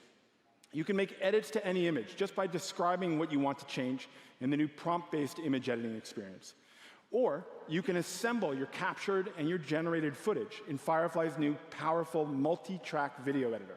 Sequence your story, build amazing transitions and effects, and perfect your audio with just a blend of traditional and AI editing tools. With these new Firefly editors, you can go from empty project to finished content, all without leaving the browser. So let's now take a closer look at those new editors. To show us just how easy it is to assemble great content with these tools, I'd like to welcome up my friend Lucy Street. Lucy. Thanks, Eli. I have traveled all the way from Wales to share these goodies with you, so let's jump straight in. I'm in Firefly Boards exploring some ideas for a YouTube video. I've spent a lot of time in San Francisco over the last 2 months, so I brought in a ton of my photos and videos. See, I went to the Golden Gate Bridge, over to Pier 39, and I went to my very first baseball game. So I've started to bring some of my clips into a little bit of a storyboard. I've been exploring some title ideas. I want a little transition, maybe going from a sketch into my video. I got to remember to clean up that audio, and I want to end with a bang, something funky. So let's start to put this together. Heading back to the Firefly home and over to the brand new Firefly video editor. Now this is a lightweight video editor, and it's going to be the perfect place to assemble my video. I can get started with a bunch of size presets, whether I'm working for TikTok, YouTube, or Instagram, but in this case, I've already made a start, so let's jump straight in. So I've started to bring in some of my clips. We've got my title, a music track from stock, and right about here is where I want my transition. But I really wish those cars weren't there. So we're going to head back to the Firefly home and over to edit an image. And I'm just going to upload the frame from my timeline, drop that in, and type in my prompt, which is literally just remove all the cars. Now, I'm using the brand new Firefly Image 5 model, which lets me edit my images using just a prompt. So one thing it's great at is maintaining the rest of my image. So it's just going to identify the cars, their shadows, remove them, but it's going to keep everything the same. And I just love this way of editing, because I can be bossy, and then the cars are gone. Perfect. This is going to be the great spot to generate my image from. So let's move over to the Generate tab. And I'm going to switch over to Firefly Image 4 Ultra, change up the aspect ratio to widescreen, and now I'm going to drop in my composition reference, which is this lovely little image we just edited. Drop that in. Remember to bump up the strength, because I really want this generated image to match my composition reference. And now let's add in a style. Now I either can upload my own or pick from all of these that are right here in Firefly. I think this one, I think she'll work well. And now let's type in our prompt, which is just drawing of a street in San Francisco. Now it's going to take my composition reference, which was that image we just edited, along with my style reference and my super simple prompt, literally just drawing of a street in San Francisco. And this just gives me extra control and precision when I'm generating. And there we go, look at that. It's matched my composition reference perfectly, and this is going to work great as the first frame for my transition. So let's share this straight over to generate video. You can see it's already uploaded as the first frame. So now we're going to go in and we're going to add our second frame, which is again this shot from my timeline. And let's type in my prompt, which is transition, slowly morphing from sketch to image. Let's change up the resolution to 1080. And this takes about a minute to generate, so we're going to scooch you on over to one I generated backstage, and let's play. So we've got my sketch going into the video. Perfect! Look at that. That's pretty crazy. Pretty cool. So let's head back to my timeline and over to my generative history. Now this is where I have access to all of my generations, including our lovely transition. We're going to drop that onto the timeline. I'm going to open up my properties panel. Let's speed this up a little bit. Perfect. And now let's play. So we've got my transition going into the video. Look at that. Yeah, definitely lot lost. Cool. I just created my own custom transition. That is mad. So let's move on, because I recorded a little intro, a little talking video in my hotel room. Let's play. I'm in San Francisco for the next 2 months on some top secret Adobe business. Can you guess what it is yet? Can you guess what it is yet? My demo on the Max stage. But that sounded awful because I forgot my mic. You can hear the aircon in the background, so let's fix that up. Heading back to the Firefly home, and this time I'm going to head over to enhanced speech. And I've already dropped in my clip. Let's remind ourselves of how awful that sounded. I'm in San Francisco for the next 2 months on some top secret Adobe business. Ugh, awful. So let's toggle on enhance, and I can change up the speech enhancement and the background noise independently. And let's give this enhanced one a play. I'm in San Francisco for the next 2 months on some top secret Adobe business. Can you guess what it is yet? So crispy, so clean, so professional. Perfect. So head back to my timeline. We'll do a little quick swap. Like how much crispy version in, equipment you need to pack. bad version out. Perfect. Fix it in Now, post. you're probably thinking that Anything this in takes post, up quite a lot of space on my timeline, which means I probably started to waffle somewhere.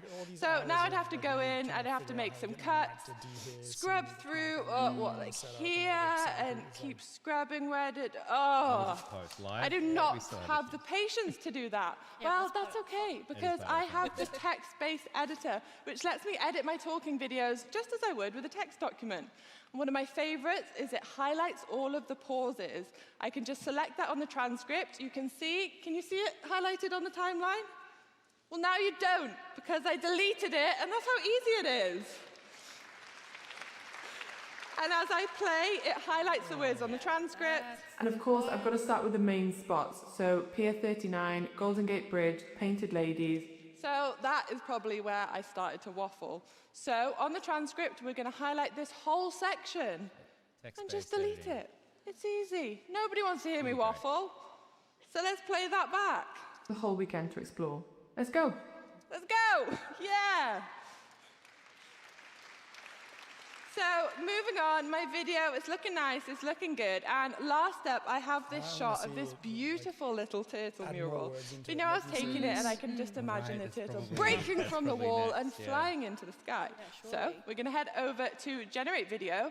And this time I'm going to use VO 3.1 because I want to generate not only the video, but also the audio. And let's add in our frame, which is my pretty little turtle. Drop him in there and type in my prompt. And hit generate. So this time I've got the turtle slowly and majestically breaks from the wall, huge and weighty, water and mist spilling into the air as it swims away into the sky. You can hear the water splashing onto the road below. So again, this takes about a minute, so we're scooching on over. And I'm gonna full screen this, because you gotta look.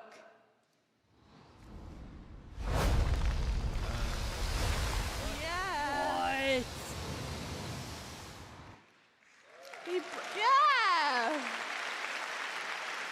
He broke free from the wall. You've got the water. You can hear it. Perfect. I think we have so to one go back last to the time, part of we're headed one back to my person can timeline, do back to so my many generative things. history, back to my favorites, and we're going to drop in my new little turtle. We're going to get rid of our still little turtle, and I'm going to unmute my soundtrack, and we're going to watch this back. Because that's hiring 3D.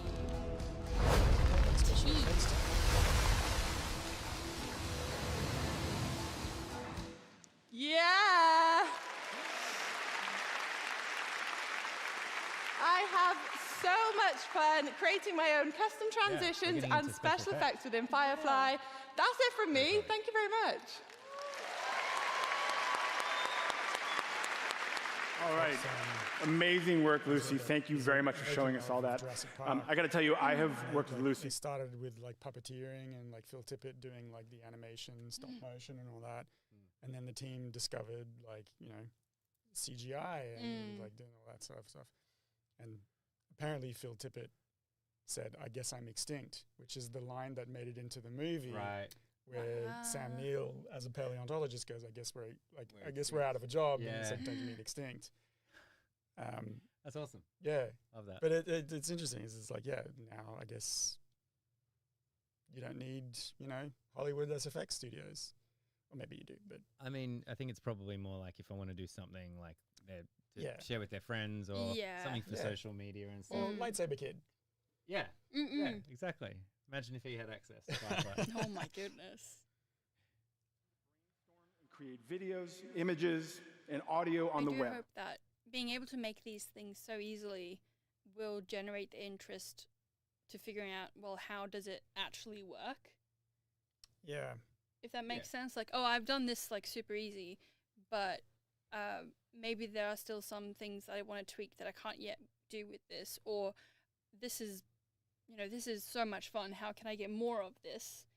That will then inspire, you know, learning, to use a food analogy, like how the sausage is made. Yeah. Basically.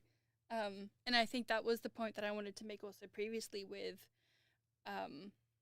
just how you can... GPT image? I'm just going to it's jump all in there really, and it's quick, all just so people can see what happens on stage. Okay, it's unlimited image generation Worth credits talking all until December. But wait, there's more.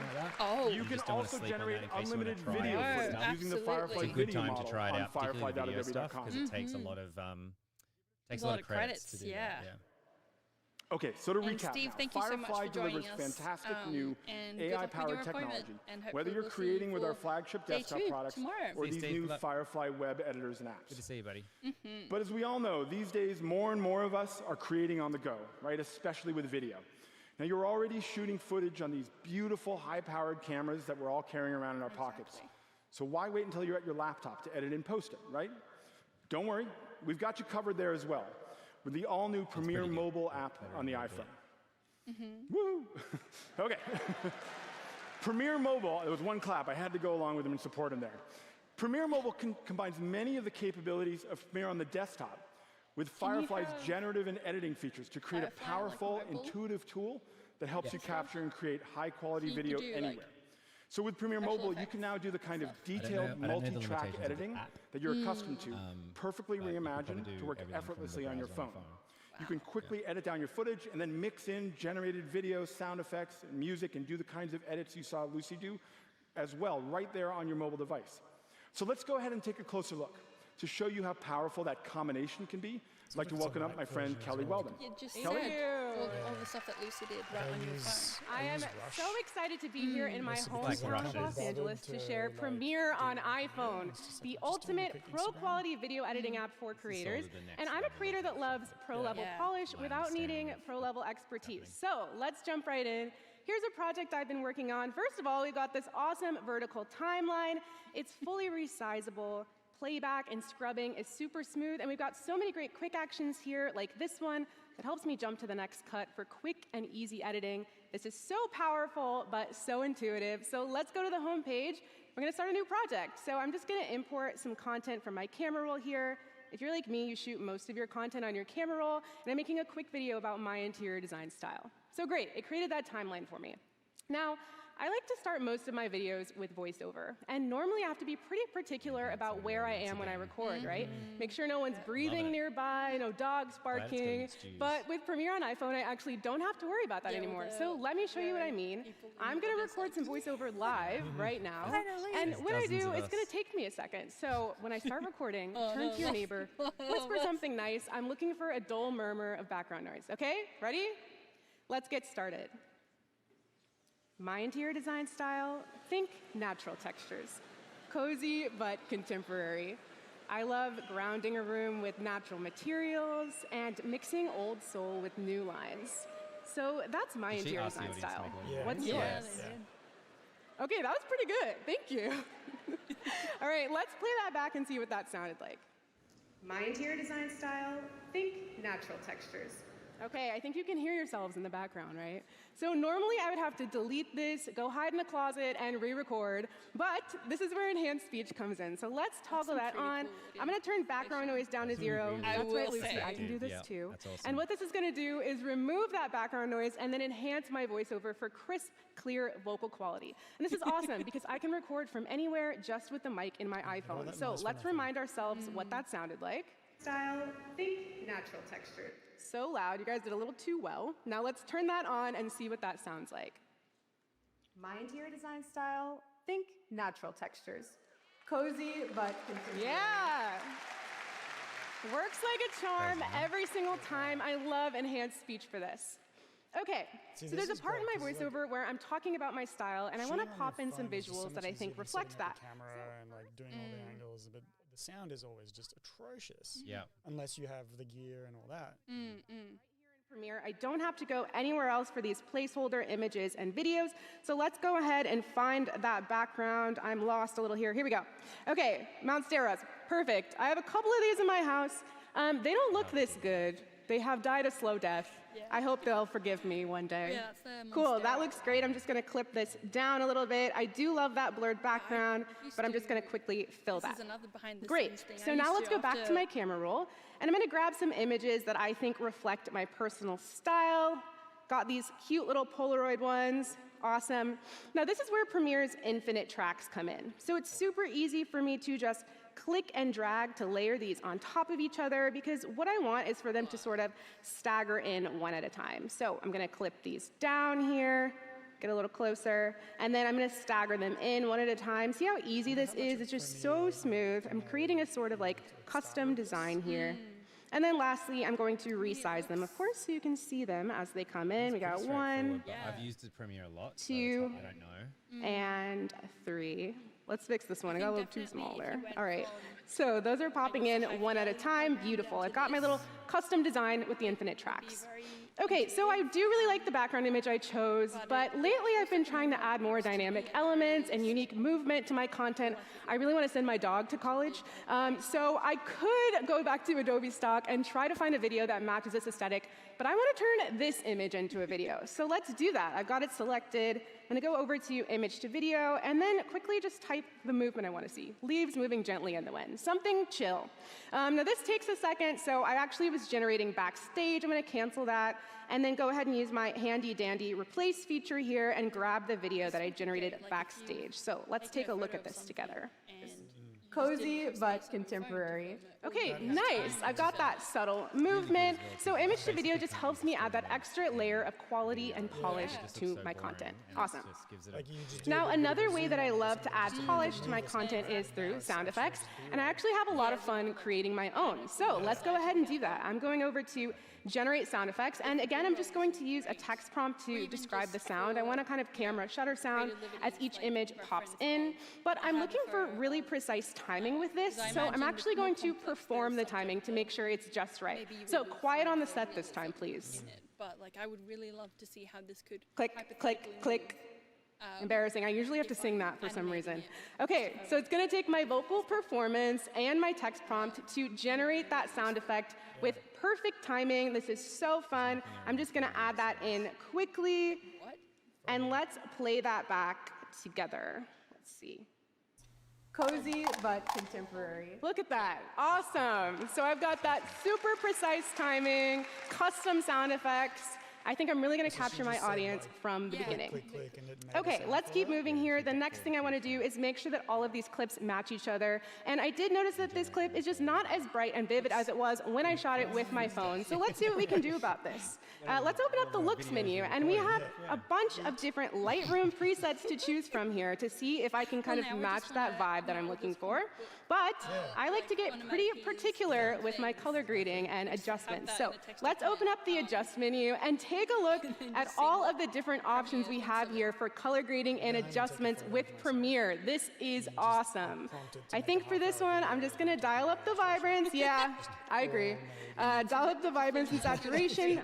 Great, so that's beautiful. It's a little bit brighter. It matches these clips, and I made the perfect adjustments. Okay, so let's do some housekeeping here to get this ready to post. We need a soundtrack, of course, and we have an awesome library of licensed content right here in Premiere. I'm looking for something mellow, maybe jazzy. Unexpected, I know. Let's see what we've got. Okay, let's test out Moonlight. Okay, I like it. Do you guys agree? Let's bring that in. Again, Adobe stock. I don't have to go elsewhere for music. I have so many different options here, so let's pull that in. And now I'm going to use a couple of the quick actions that I mentioned. So let's split this down. I'm going to add a quick audio fade. It is super easy with these sliders. And then before we play that back together, I need some captions, of course. So let's go ahead and add those quickly. I'm going to pull that from the transcription of my... There will be an audience for this stuff, and then there'll be an audience for the more involved things. And definitely it seems like, those audiences, the Venn diagram is becoming a little bit more of a circle. But I think if we can get people excited and interested at this level, and in the sort of education context that you work in, to then say like, this is great. Now, wouldn't it be cool if you could, change even more? Like if you could really understand how this works. I can even send this to Premiere on desktop if I want to keep editing, but this one's actually going to YouTube Shorts. So let's export this. So Premiere on iPhone made it so easy for me to create high quality content quickly. I'm so excited for all of you to try it, and it's available to download for free in the App Store today. Thank you. Directly to the and then like 15 minutes. So the thing with all of this, right, though, is like, we're talking about sort of like creative process and all that stuff, and like obviously touching upon like, well, I can do all the things now. I don't need an animator. I don't need an editor. I don't need all this stuff. But then, like, I guess from the client's perspective, more than the creative's perspective, to use again in a kind of another food analogy, if every restaurant out there can do all of the cooking, how do you decide where to go? Yeah. Like as a client, like you'd have to, like, we need an illustrator for this and a photographer for that. But now every creative can do all of the things. What is our choice to go with this person rather than that person based on? Where's the special sauce? Yeah. And I guess obviously your style and your, like, what kind of artwork you do or what kind of imagery you create. But it does kind of make it a bit interesting from the client's perspective of like, well, every restaurant is a Mexican and a Japanese and an Italian and whatever else. And it's like, well, how do I decide where to go now? There's a video coming up. I'm just going to transition.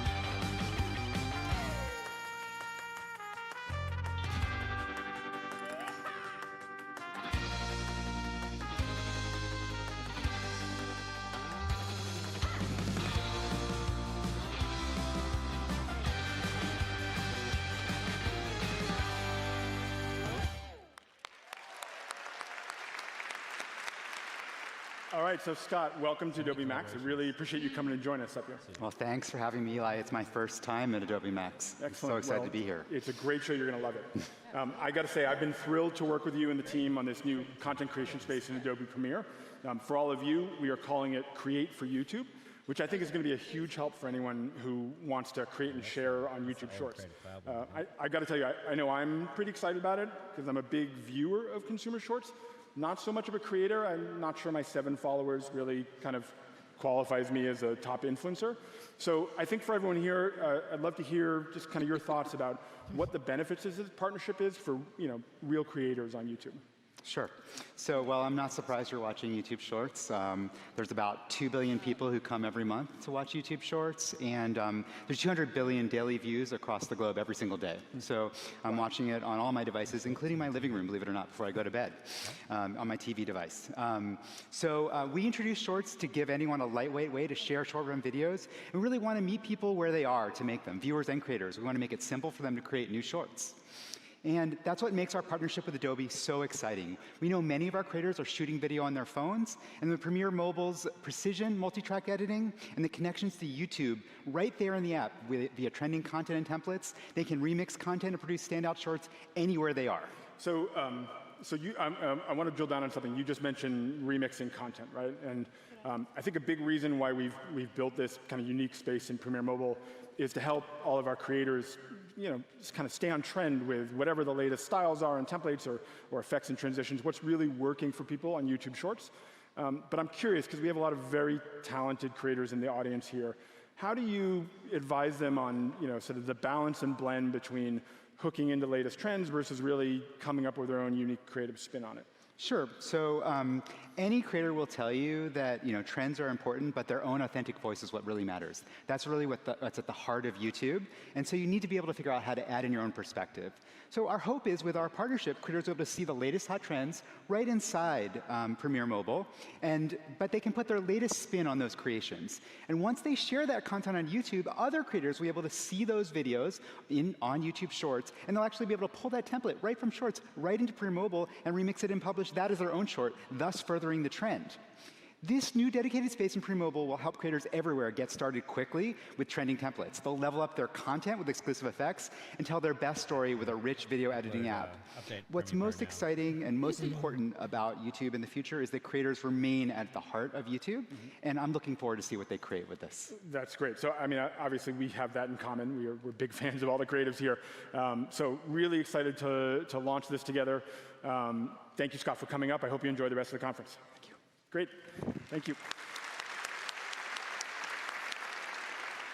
And then to all of you, these exclusive templates and effects for YouTube, they'll be coming to Premiere Mobile soon, so go ahead and check it out. Remember, you can download Premiere Mobile today. It's available on the iPhone App Store now. And it's getting rave reviews from users who say that it's easy to use, it's fast, and it's powerful.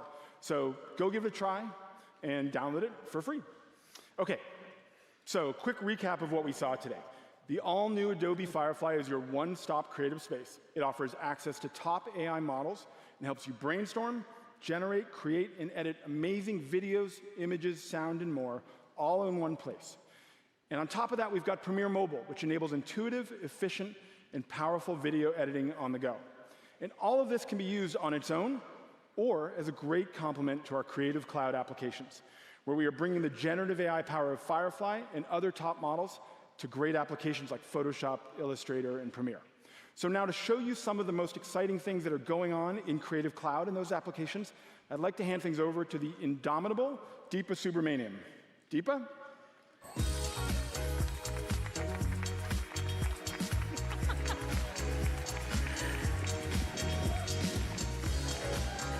Hello!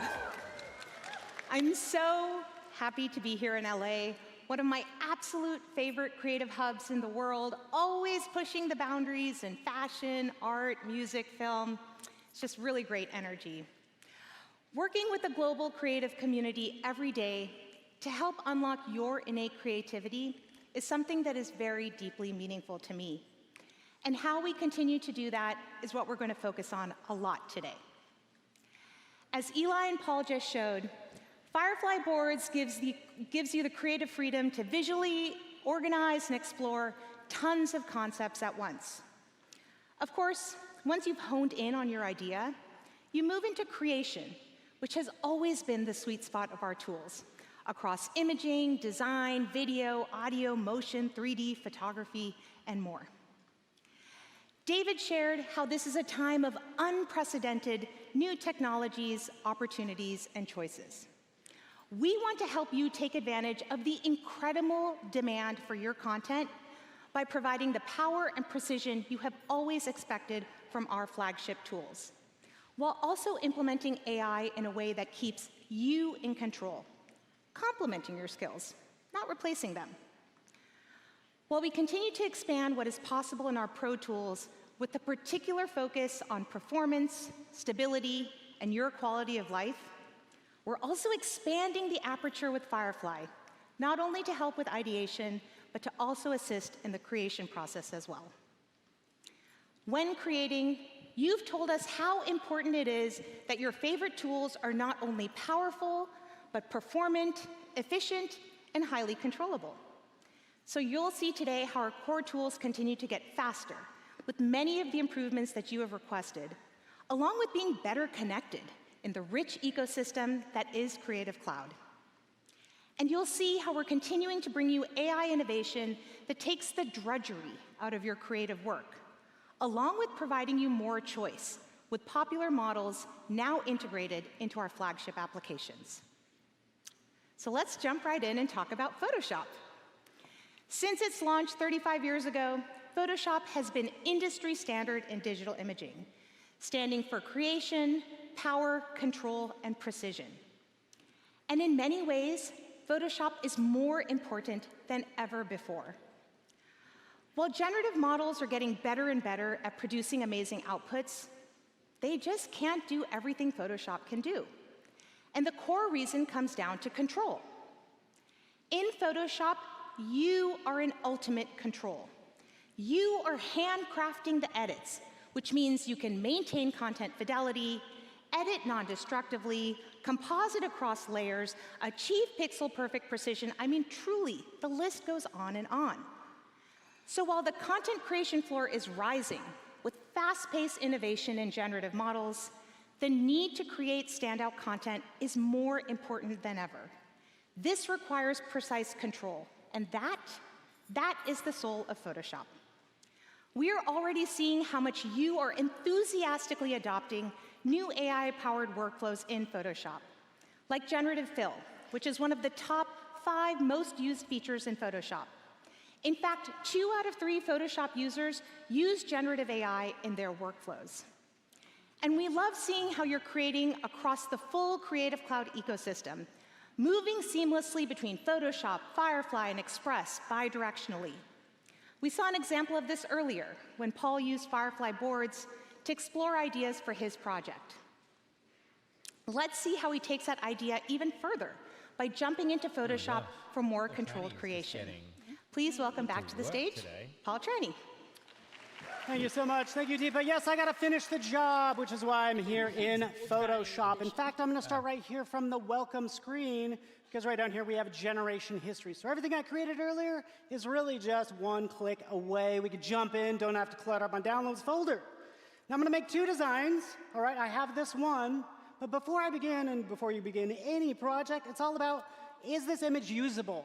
Right? Is it big enough for me to actually use and explore my design with it? Because it's hardly even big enough for Instagram. Right? It's not quite going to cut it. Well, introducing in Photoshop, we have generative upscale. This is amazing. You said it. Right here, partner models, Topaz Bloom, creativity slider. If there's a creativity slider, you crank that all the way up, right? 2 to 4 times the size, upscale that bad boy. That's what's happening right now. Don't have to wait for it. I'm going to skip over just to save us on time. This exact same image. Here's our before. Right in here, we can see this like so. And then we have our after upscaled. Whoa. Yes. Remember our before over here? What is this? Chocolate, melted chocolate ice cream? Oh, your mountains. I see it now. scrolling down. Right over here, you're like, oh, what is this mush? This is the creative upscaling. It's like, okay, it fills in those details and those rocks and everything where it needs it. Interested to see how it Yes, salvaging images. I could use this now. Is what I want to do. Hey, something for you. You're not doing space stuff. Something closer to home just for fun, right?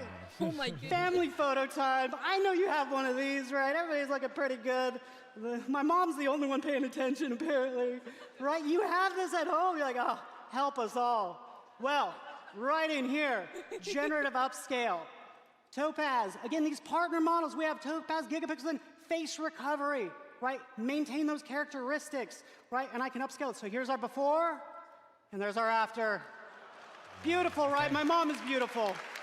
To this day, she is beautiful. Again, you guys interested? You guys not interested? You're not interested, little Paul? Well, clearly, you're not interested. Wake up, buddy. He just wants to nap. But this is so powerful, generatively upscaling images with partner models. So again, we got holidays coming around the corner. Just put that in the back of your brain. All right, let's move on. It's right over here. We're going to work on this design. I said I need to make two. So the first one's going to basically be a little bit more sort of type heavy. So I'm just going to add some text right in here really fast. I'll just add something. And I want actually like block text. So jump in here. That means like I want each line to basically be the same width, right? And it's all this tweaking that you have to do. You go in. You designers know what I'm talking about, right? Adjusting accordingly, right? And what we have the ability to do is jump in and right over here, dynamic text. Click there, boom, and let's go and fix this. Let's go actually a little more centered, right? And there we have our text. It's already justified and reflows nicely. So designers, you want this. I want this everywhere now. You want to highlight a word or a piece of text or whatever, you have sort of that full control right there, okay? But we're covering up our little superstar right down here, right? This little astronaut. He's like, what about me? Guess we'll just take that, we'll duplicate that layer, put it on top of the layer sandwich, right? Delicious. Do a remove background, right? And this is what I want for my poster. Job one done. Let's move on, right? I don't have much time. Thank you. Let's move on to another planet, shall we? Right over here. Same situation. Remove background, right? It does its job, right? And in here, I love Photoshop, right? Because I could say, take this, and let's just do a little pin. I love the creative flexibility that I have in Photoshop. So much fun, right? Well, look at this. What? Right? Okay, calm down. I want the precision of Photoshop. So there we are, precision done. But I love this flexibility that I have. The big thing I need to do now is dive in and make him match like he's actually standing in this environment. So Photoshop users, you know this means adjustment layers, painting, stacking, like all this work to remove the blue and all that good stuff. If there's only an easier way, there better be if you're bringing it up, Paul. Harmonize. In Photoshop, clicked one button there. I have my subject, I have my background. It's analyzing the background, my lights, my darks. What color is the light? I don't know. I don't have to worry about it. What is my subject on? What is the there's so many questions that I have to actually figure out typically, and I'm like, you know what? Boom. Yes. Wait. Before, after. Don't tell your boss about this. Right? That's what I want. You have choices. Two, you get to be art director. If you like this one, this one. Oh yeah, I got a promotion. Everybody's going to judge me for the one I pick. We'll go to this one. All right. It added that reflection down there. I can kind of clean that up, do what I need to, right? I have that flexibility. Over here, I can see I have basically the layer mask, so I have, again, the ability to kind of do any other edits that I need to, and that is harmonize. It's my best friend in Photoshop. So it gives me time to move on to another planet. Why not? Right over here. This guy in a seemingly lovely flower, a valley, if you will. And we're going to get a little more creative at this point. I'm thinking it'd be cool to kind of jump in here. And I'm just painting with the selection brush. Because what I want is I want vines crawling up, maybe crossing over him, and flowers kind of climbing up on his helmet, like so. And using this selection brush to control exactly where I want these flowers and vines to go. Now, what am I going to add? I'm going to add in some pink flowers and vines based on whatever model I want to choose. So partner models in generative fill. Flux Context Pro, Gemini 2.5, right? Picking the one you want, clicking generate, and it's actually going to go ahead and take that. I like that sort of freedom to use these partner models, picking one that's going to be best for this job, and I still have that precision, defining exactly where I want this. Oh, look at that. Oh, what incarnation happened? Jokes, people. It's fun. Look at this, covered. It matches the flowers down there, right? And this is generative fill with partner models, right? So that's looking pretty good. I like my little guy. He's looking great. And yeah, that it's not let's just just like take any this, random and now flower, what I need to do is but kind it's of the bring flowers these two within the together. image. So I have these two worlds. So let's do that right now. We'll just get creative. I'll kind of flip this and kind of work on this design a little bit more with a little gradient. As we can see, I'm just going to blend these two together, okay? So this is my second design. If you think about where we started, right, we've done a lot. Let's flip this world around. Ooh. All right, back to right about there. Okay, so what we've done in a short amount of time, salvaged images with generative upscale, dynamic text reflowing it the way I want, right? Using harmonize on any object, it'll just make it match, doing that job for you. Generative upscale using partner models. We've done a lot, but we're not done. So much tension. What's going to happen? What's going to happen with those two? Guess what? We could take this directly from Photoshop into Firefly. So that's what I'm selecting now. Anything you create in Photoshop, just send it on over, and then you get to boss it around, which is what I'm doing right now. It will load it up. You could pick the model that you want. You get to be the producer or the director, you know, and I want two, you know, astronauts meeting, right? I could frame this up any way I want. And again, I want them to meet, maybe rotate, maybe do a little zoom. We won't wait for this. I'll go ahead and click over right here. Let's see what's going to happen. It's the exact same prompt. Let's take a look at these two. Did we just become best friends? We did. And you should feel that way about Photoshop and Firefly. Thank you so much, everyone. Thank you, Paul. You just saw how powerful it is to move seamlessly between creative ideation in Firefly boards into controlled creation in Photoshop. Notice how Paul was able to explore his ideas further with the additional choice of models that we've integrated into Photoshop. Like how he used Topaz to upscale his family portrait, very adorable, by the way, and how he used Google's Nano Banana to power his precise generative fill edits. He also showed how easy it is to blend objects into any background with the one-click, game-changing harmonization feature. We also saw many quality-of-life improvements and performance updates, like how resizing and reflowing text is now dynamic and automatic and faster in Photoshop. And my absolute favorite feature was when he took his artwork directly from Photoshop into Firefly Generate Video and generated that stunning cinematic animation. All of this is available today in your Creative Cloud membership. So go update to the latest version of Photoshop and see what you can create in combination with Firefly. I had this thought of like... Okay, let's switch gears. At the moment, what we teach in school, we're teaching like how to use Photoshop, how to use layers, blah, blah, blah. Just starting to think is like, pretty soon it'll be like, all right, so you need some layouts, so you use VO3, or you're doing video, you use this. Right. You're doing like photography, Nano Banana. It's like, which like model engine do you use to do what content? Yep. Might be. And we're using AI as a helpful ingredient to unlock features that, frankly, were not possible before. How much we have focused on universities will sort of allow and embrace these LLM models in your assignment. Yeah. And how that will change in terms of like, we'll show your working, show your work in progress, and like, how did you get from this point to this point? Yeah. And if it'll evolve from like, don't use it to, okay. What's up, homies? So use it. We'll jump in and we'll hey, Michael's, my name is Michael Fugoso. I'm a hardcore vector illustrator. Look at this. This is what I do. Oh, what's up, vectors? Well, twice, actually, because he said it in the video, Paul training. Yeah, all right. This is my 4th Max, all right? And I always start off Max this way, talking about performance enhancements to Illustrator. Look at this. Look at my layers. Hey, Emma, I didn't name my layers, all right? But it's all good because there's 1,000 of them, okay? There's 1,000 layers in here, shapes, effects applied to it. Just consider how big this file is, homies. And watch this. We have up to a 5 times performance boost in Object manipulation. So things like rotating is super smooth. Look at that. It just glides there. No frame rate hiccups whatsoever. Scaling. I'm just going to scale this from the center. No hiccups. Hey, guys, I'm about to be ridiculous here. Hey, I'm going to zoom up really quick. Zoom out. Wait, he didn't have to select 1,000 shapes, more like 3,000 shapes. 3,000 layers. What's up, vectors?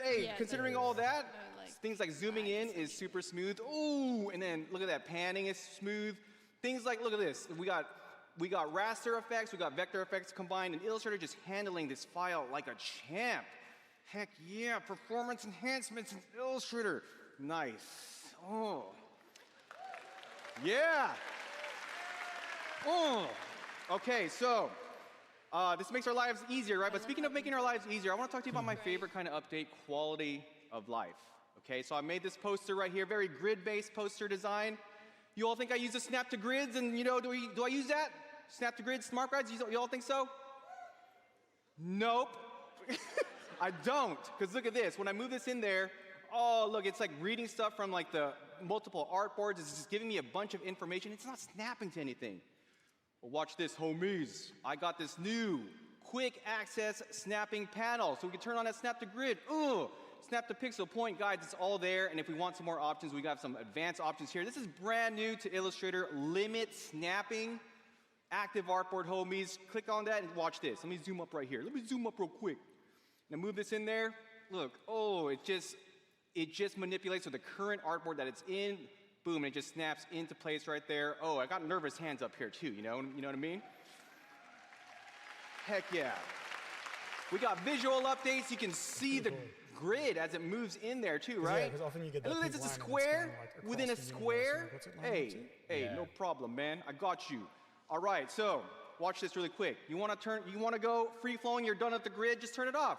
Quick access snapping file. Turn all those off, homies. And watch this. Oh, yeah.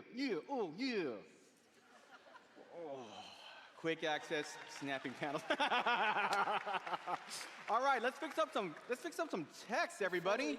Let's add some contrast here. I'm gonna size this max up. That's what we are. We're at max, homies. And I'm gonna move that down right there. All I wanna do is change the color, okay? I'm gonna get my eyedropper tool, and I want this kind of like mid-orange. I don't want this bright yellow. I want it right here. And I click on it, and it takes the entire property of that shape. I just want the color. Watch this. Hey, this is a very simple, powerful update. You hold the shift key, homies. We get a zoomed color picker, and I just click on that.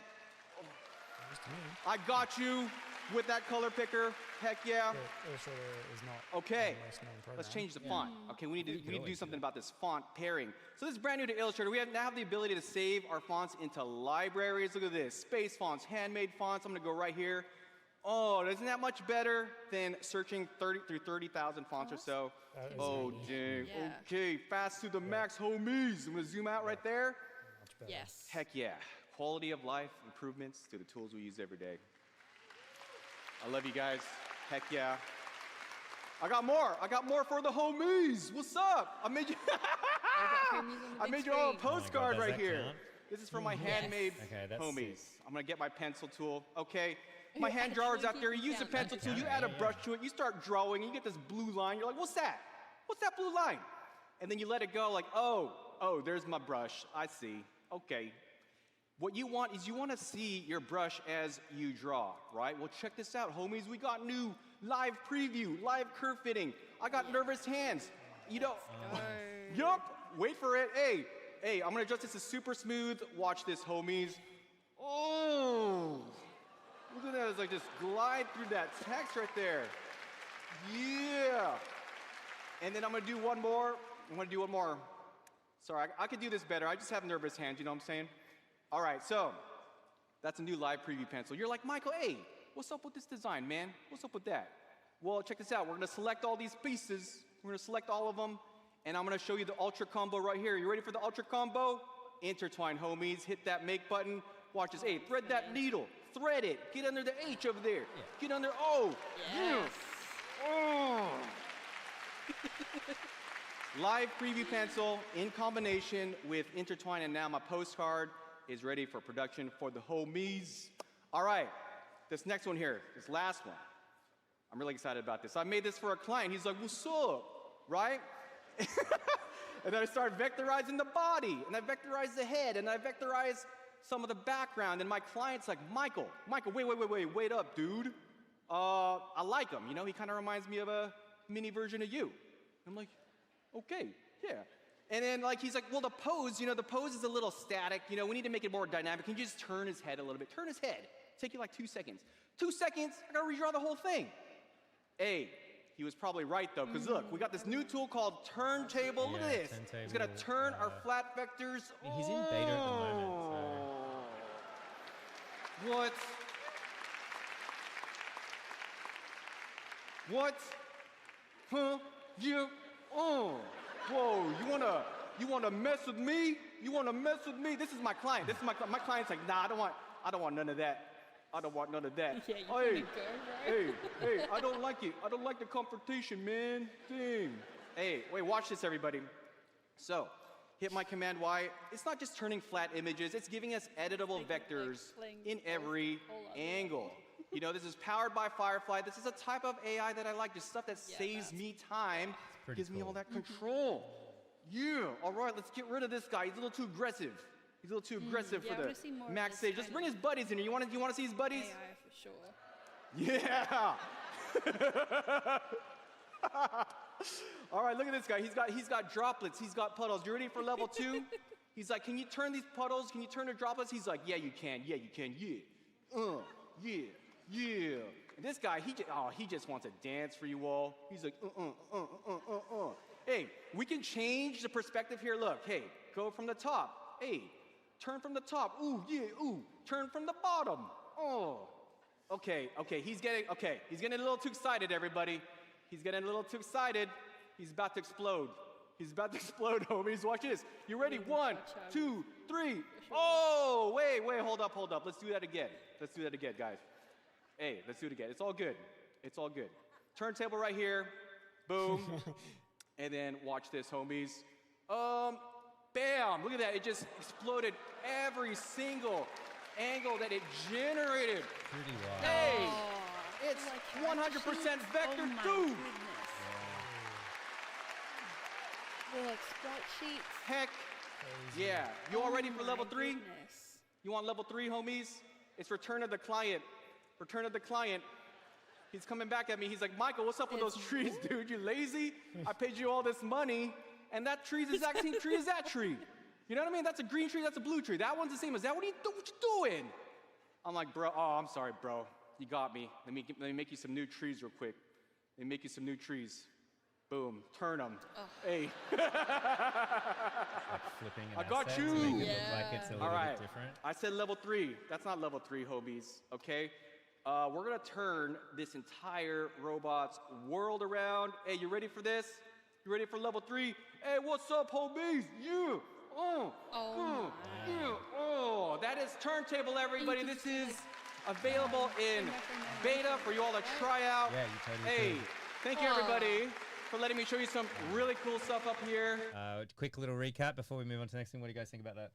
Wow. That's pretty crazy. Yeah, like, going even kind of further than that, I guess, in terms of like, obviously great for like creating the end result and all that, but just for like, you got an image and you need to reference it to like get it from a different angle so you can like, I don't know, even like draw it better from that respect, just from a sketch. Yeah. You know, like just crazy. Yeah. Crazy, huh?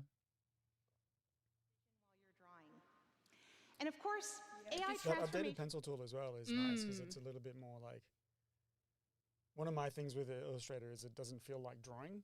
Right. Like Photoshop feels like actual drawing and painting. It's live. It's like, you know, instant feedback.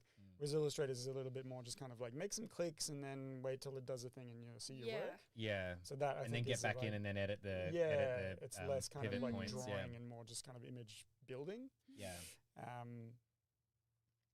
Where that's a kind of nice little, just a little thing that's just like quality of life. Yeah. Improvement. Yeah, nice. Yeah.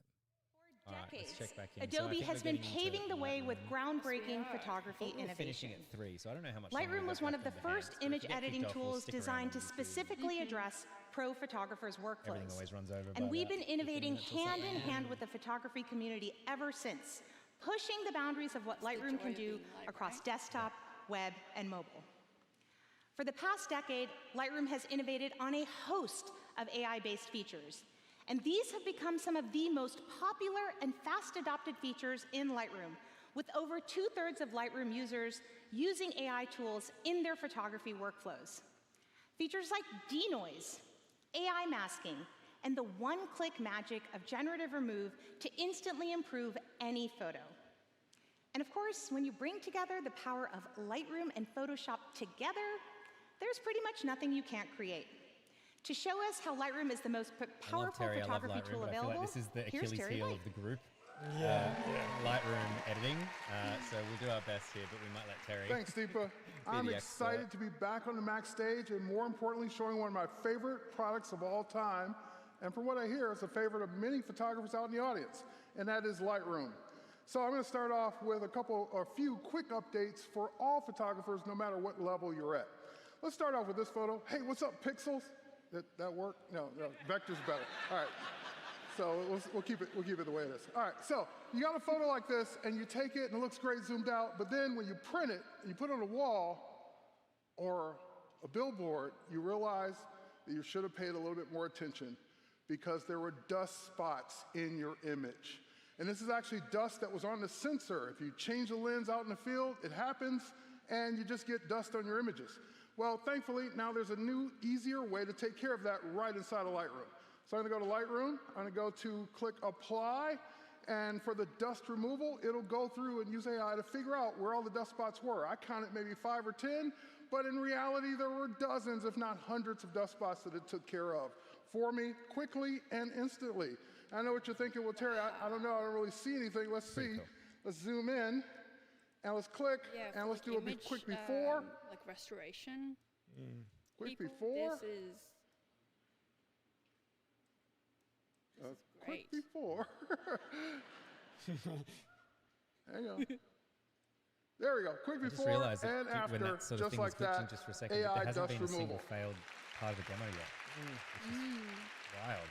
All right, let's move on. And keep in mind, you just clapped for AI. I love that. So let's keep in mind, I love distraction removals, and let's go to my favorite kind of distraction removal, and that is people distractions. We got this couple at the game. They're in a moment. They're taking a selfie. There's a guy over there. I wish I had a person to take a selfie with. You can hear him thinking, thinking that in his mind. And thankfully, Lightroom understands relationship status. So let's go ahead and click on people. It automatically detected the person in the background. There was a distraction. We'll just click remove. And also, thanks to the updated, powerful Firefly model in Lightroom, it does an amazing job of removing him with one click. There's some offense with that, or just like. All right, next up. I would say, Terry, that was easy. That was one person. Yeah. When I'm totally part of the group. You didn't get up early enough and you're shot in Paris, and I got people everywhere. Well, again, no problem. Look how quickly it found the problem. And then we'll just click remove. And when I first tried this on this image, I was like, there's just no way this is going to work. There's just no way it's going to figure. Oh, it did. Before, after, quickly and easily with the AI removal in Lightroom. To do that back in the day. Like, Let's keep going. Now, in this case, we have a reflection problem. And normally when I get reflections in images, I toss the image and start over again because reflections are always difficult to work with. But let's go ahead and take a quick look at the brand new reflection and improved reflection removal in Lightroom. Now, again, reflections can be a distraction, but they could also be something creative. And before I could finish saying that, it's already gone. But you'll notice in this case, there's a slider, because you could use it as a creative tool and bring back some of that reflection. There we go. Yeah. So I can click and drag and control how much of that reflection's there. Now, if I move to the middle, that's kind of where we started, but you're saying, well, Terry, that slider keeps going to the left. Why is that? That's a good point. Because every This true isn't the first time reflection we've seen them has add a another slider. side. It's like how much do you want? How much AI do you want in this? How much do you want removed? Yeah. All right. Now, I could sit here and do that all day, but we got to move on. I'm going to bring back a little of that reflection for the creative part of this. But one thing's still bugging me, and that's that unbranded cup there. Let's just go ahead and remove that. And again, I'm using the new GA or generative AI remove tool. And again, with one click, when we say improved, If you've used this in the past, you might have gotten substitutions instead of a remove. It's yes, you get it, I understand. She's nodding, yes, I get that. I've done that before. Well, now you can see it's actually done a great job of removing. And those are just a few quick updates for all photographers. Now let's move on to my favorite genre of photography, and I was working with portraits, shooting people. So I work with people all the time in my studio. Here's a shot, or here's a shoot I did with Jimmy. And Jimmy, normally I would come back with 300, 500, 1,500 frames per shoot. And I would have to go through them one by one, deciding yes, no, maybe for every single shot. And typically what I'm starting off looking for is a shot in focus. Are the eyes open? Did I misfire? Like things like that. So let's go back to this, and instead of me having to go through them one by one, let's go to the brand new assisted culling, which is in early access as of today. Wow. Thank you. All right, so let's first of all, I'm looking for subject in focus, eyes in focus, eyes open. Did I get any misfires? Are there any exposure issues? And it's quickly going through, processing, and finding the ones that meet my criteria. More importantly, it's showing me the ones that didn't. So it moved those into the reject category, so I can quickly go look at those because maybe I want to check the AI's work. Oh yeah, I can see on this one, there's definitely an issue with exposure. Oh yeah, photographing that person's feet doesn't really count. But wait, on this one, I kind of like it. What's wrong with it? Oh, this one met a score of 69 for your subject focus. Well, if I look at that shot, I might say, well, you know what? I really like that. I disagree with you. I'm going to mark that as a select. So you still maintain creative control of your shoot, deciding what you keep and what you don't keep. So that gave me 258 selects. That's great, but now I want to batch those. I want to separate them from the rejects. So I can quickly apply a flag, a rating, brand new in Lightroom Desktop as of today, color labels, as well as adding them to an album. Did I hear some color label fans? Yes, let's go ahead and move on. I'm going to move these over to my selects, and we'll just go ahead and drop those in. And once they've been dropped into the selects, so now I've got 258 to go through. Great. However, wait, that's not good. I still got 258 to go through, and I literally only have like a minute left. So what I'm going to do instead is go to part 2 of this, go to my assistant culling, and in my assistant culling, there's a second tab for stacking and brand new visual similarity. Show me and stack the photos together that when I went click, click, click, click, click, and there are 10 that are the same, put them in a stack so I don't have to go through those manually one by one. So I even have a slider to control how many stacks I get so I can get down to my favorite or best 24. And the AI puts what it thinks is the best shot on top of the stack, saving me time.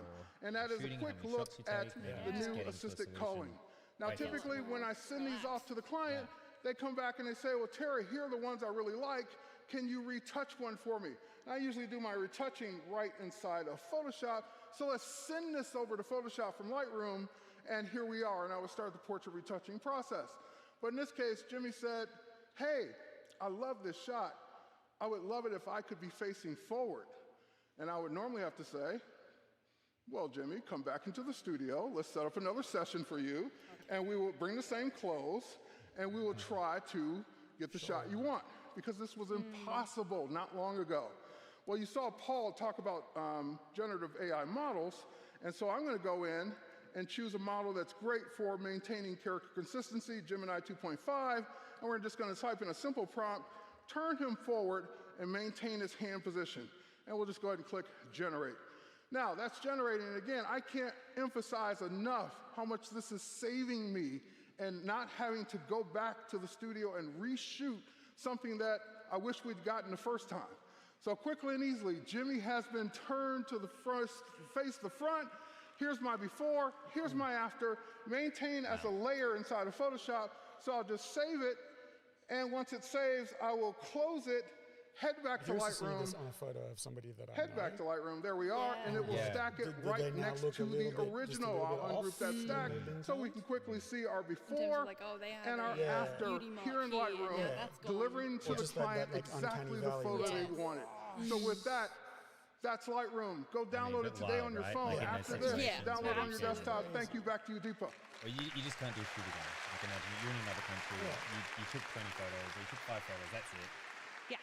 That was pretty cool. Really You saw how Terry was able to remove distractions like dust and reflections. Using the other 250 photos that he took to build that, It's a good question. I don't know. Yeah, that's what I was thinking too. Yeah. Well, it seemed like he only imported one, so Yeah. I'm assuming it was just from that one photo.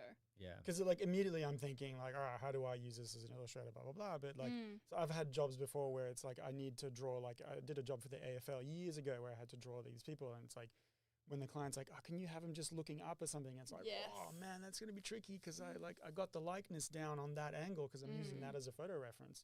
But if I can take that photo into Lightroom and then just make them look a different way and use that as photographic reference to still get them to look like them, insane. That's pretty crazy, isn't it? Yeah, we seem to be at a stage where it's understanding a 3D shape from a 2D shape, basically. Yeah. It's like making a mesh. It must be doing something like that in the background. You have made us the leading video ecosystem that provides the best video, audio, and motion platform for professional video editing. Like you can have like this sort of person. Yeah. And then maybe just make like a T-pose or whatever. Yeah. Sample photos. And then you have like your own like posable doll to use as exactly. As reference. I think we're not too far away from that. Yeah. Or like, could you do this with like a photo of a hand, right? So I take a photo of my hand and then just like make it move. Yeah. And use that as a reference. Yeah. Stable version ever. We continue to reinvent pro video and audio workflows end to end by improving Premiere's core editing capabilities, enhancing color, upgrading audio and effects, all to solve real-world workflow problems. I'm just going to jump in. What I really want is enhanced speech embedded, which I'm pretty hopeful for after seeing it in the mobile version, and like better subtitles and understanding, like putting animations in to Premiere Pro that are good for social media and everything, because right now you have to manually edit or use a third-party app. So I'm hoping this can all be all in Premiere Pro. Streamline editing and post-production and help teams deliver higher quality content more effectively. To show you the power of what you can create with our pro video and audio ecosystem right at your fingertips, please welcome Dacia Sainz. Thank you, Deepa. All right, buckle up, boos. We're going on a creative adventure across Premiere and Firefly. I've been experimenting a little bit with some compositing and basic design tricks with my own footage, Adobe stock, and generated Firefly video. But first, I want to show y'all some of my favorite new AI-powered quality of life tools, starting with Media Intelligence. This is a new way to search across your entire project for the assets you need when you need them. So no more digging around the project panel bleary-eyed at 3 a.m. No, instead, I just need to type in for skateboards. Here we go. That's what I'm looking for. And immediately I get this great overview of any related visual clips, audio, transcripts, metadata. This is awesome. But what I love most about it is that I can get super specific. I don't just want skateboarders. I want dogs on a skateboard, of course, right? And this is what's great. So here are all my results refined now into this tiny adorableness. And this is the best part, okay? I can come in here and I can start picking my favorite clips in the order that I love them and instantly make a rough cut from them so that I can get going and get to work. Look at these tiny shredders. They are so cute. Look at that, adorable. All right, so that is a really powerful way to work. That is Media Intelligence. That's available in release. Okay, the text panel has given us so much throughout the years. Text-based editing, filler word removal, and translated captions. And today, it also gives us auto bleep. And that's for those times that you simply cannot post a video as is. What in the cussy cuss? That scallywag, son of a cuss. How will we be able to Whew. tell the difference? Que escándalo. Okay, that is too spicy. Oh, okay. It also would be super tedious to manually have to bleep out all of those cuss words. But instead, I've got censor word filter. Check this out. All of those sassy words are now highlighted in my text panel. Yes. Woo! That's what I like to hear. And I've built up this dictionary of naughty words all myself, and so can you, okay? So let me show you how quick this is. We're gonna just click right quick, boom, and now let's hear that. What in the Ooh, that sounded worse. Oh, son of a... It's actually super handy. It's so good. Okay, so the bleep is good. It's generic though, and what I love is you could enter your own custom sound effect, but we also have a couple of other fun things to try out. It's so fast. Let's just try it. Let's just try a few. How about a duck quack? Nice. What in the... Oh, son of a... Cussing... All right, I'm gonna just say it. That's cussing awesome. Somebody else can bleep that out. All right, and we're not gonna let all those sassy words go through to your captions. Check this out. We can censor them for you visually as well. That is just such a great feature. That is auto bleep available in beta today. Cool. All right, another really cool. Yes, give it up for the team that built this. This saves so much time, right?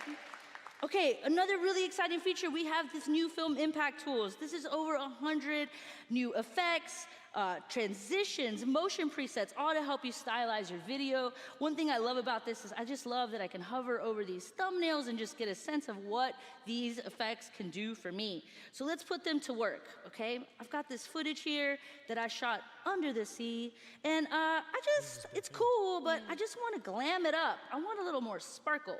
So this is another one of my favorite things. I can favorite my effects. So I can, there's a lot of them. So let's filter those down. I'm gonna add a glint. I've actually already got one kind of going here for y'all, because this is the thing. There's so many beautiful parameters that you can use to really customize this and make them your own. So check this out. Look at that. That is so beautiful. I'm loving this sparkle motion. Let's look at that again without, y'all. And then with, yes, I love it. That is the pop that I was looking for. Okay, so now I'm gonna hit y'all with a bunch of transitions and a bunch of these presets because I can. Okay, here we go. All right, we got the glint. We got a zoom blur. We got some volumetric rays. How about a chromatic burn, a roll transition, some light leaks? Why not? And then, here we go, let's just stretch it out. What a beautiful transition. And I just love, did y'all notice? These are GPU accelerated, they played back in real time. They're so fast. So you can make them your own, go play, have a good time. Make your video fun, y'all. Those are the new film impact tools, and those are available to you in release. Go check them out. All right. Cool. So now let's get to the fun part of this, all right? I have this video here, and I want to do something fun. Again, I'm experimenting. I want to add some whimsy to this, but it kind of ends just sort of really anticlimactically. So this is a perfect opportunity to take this footage over to Firefly. So I'm going to export that still, and we're going to head over to Firefly and import that shot in. Boop. Here we go. And I'm gonna use one of our new partner models. So Ray 3 is really good for physics. So I've got a skateboarder. I want something more exciting to happen in that shot. Either I need the camera to do just a better movement, or I want him to do a nice trick, perhaps an ollie, as they say. And so we're gonna scooch you on over, as Lucy says, and I've got one baked for you here. Check this out. Boom! That is so cool. That is way cooler than how it previously ended. Cool. So I'm gonna go ahead and use that in. I've already got it in my project. And let's go ahead and bring that down into our sequence. Yes. Quickly, I'm gonna use the properties panel, fit that in, and let's look at that. Okay, cool. And then now we have a cool ending. So now I can add some whimsy. Okay. Now I'm gonna nest that sequence. I'm not even gonna have to re-export it. I'm gonna nest the sequence, and now I get to show y'all, last year, I got to show y'all a really killer new tool called Object Selection, but it was sneaky, and nobody could use it except for me. But now, I get to share it with everybody. This is available in beta, y'all. Hang on, let's just undo that real quick. Oh, the nervous mouse up here. It's real, it's real. Michael was for real. Okay, and we're gonna track this right here in real time. Okay, so it's gonna basically, instead of me taking the pen tool, going frame by frame, or rotoscoping this out, spending so much time, in 20 seconds, y'all, this is done. This is so wild.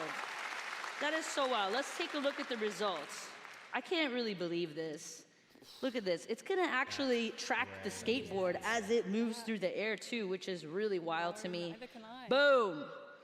Cool. And of course, I can spend a lot more time cleaning this up because I have it now, right? But for the sake of what we're doing, we're going to move on, okay? We've got plenty here. So, hearkening back to the layer sandwich, which Paul Tranny loves to talk about. Well, I learned it from him, okay? So we're gonna have our mask shot, we're gonna bring back our background, and then I've got another shot in here that I basically had VO do for me, and I wanted to use it sort of like a particle generator. So I had to do these like flying paper origami cranes. And look at that, whimsy!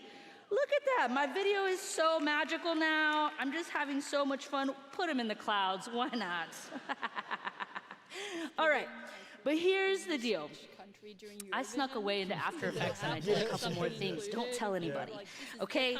So added a little track mat, and then check this out. This is the extent of my design skills. 3 circles. Okay, I said basic design skills. All right, so what do I need? Now I think this video is sufficiently whimsical. What do I need? Well, I need a jam. I need some music. So for that, we're gonna head back over to Firefly, and I've got this new tool called Generate Soundtrack. And so this is gonna analyze my video. It's gonna give me a vibe prompt, which I love because I'm really terrible at prompting. It's gonna look at my video and kind of decide like what it is, what it's for. This is gonna give me universally licensed music across all platforms. Any day now, we're gonna find out what it thinks about my video. Here we go. All right, it's cool. It's a complicated video. There's a lot going on, I get it. Okay, so it says it's dreamy and energetic. It's gonna have some synthwave, and it's a lifestyle video. You know, I'm a little hurt. Sometimes it says it's art, and I'm sad that it didn't this time. This is another thing. You can go in and change all of this, though. You know, you can change the energy. I really like all of this, so we're gonna go ahead and generate that and see what kind of jams we come up with. All right, here we go. But it gives you the start. And then you can go through and refine. Okay. Well, that is definitely a rave. I like that. Okay. All right, how about track 2?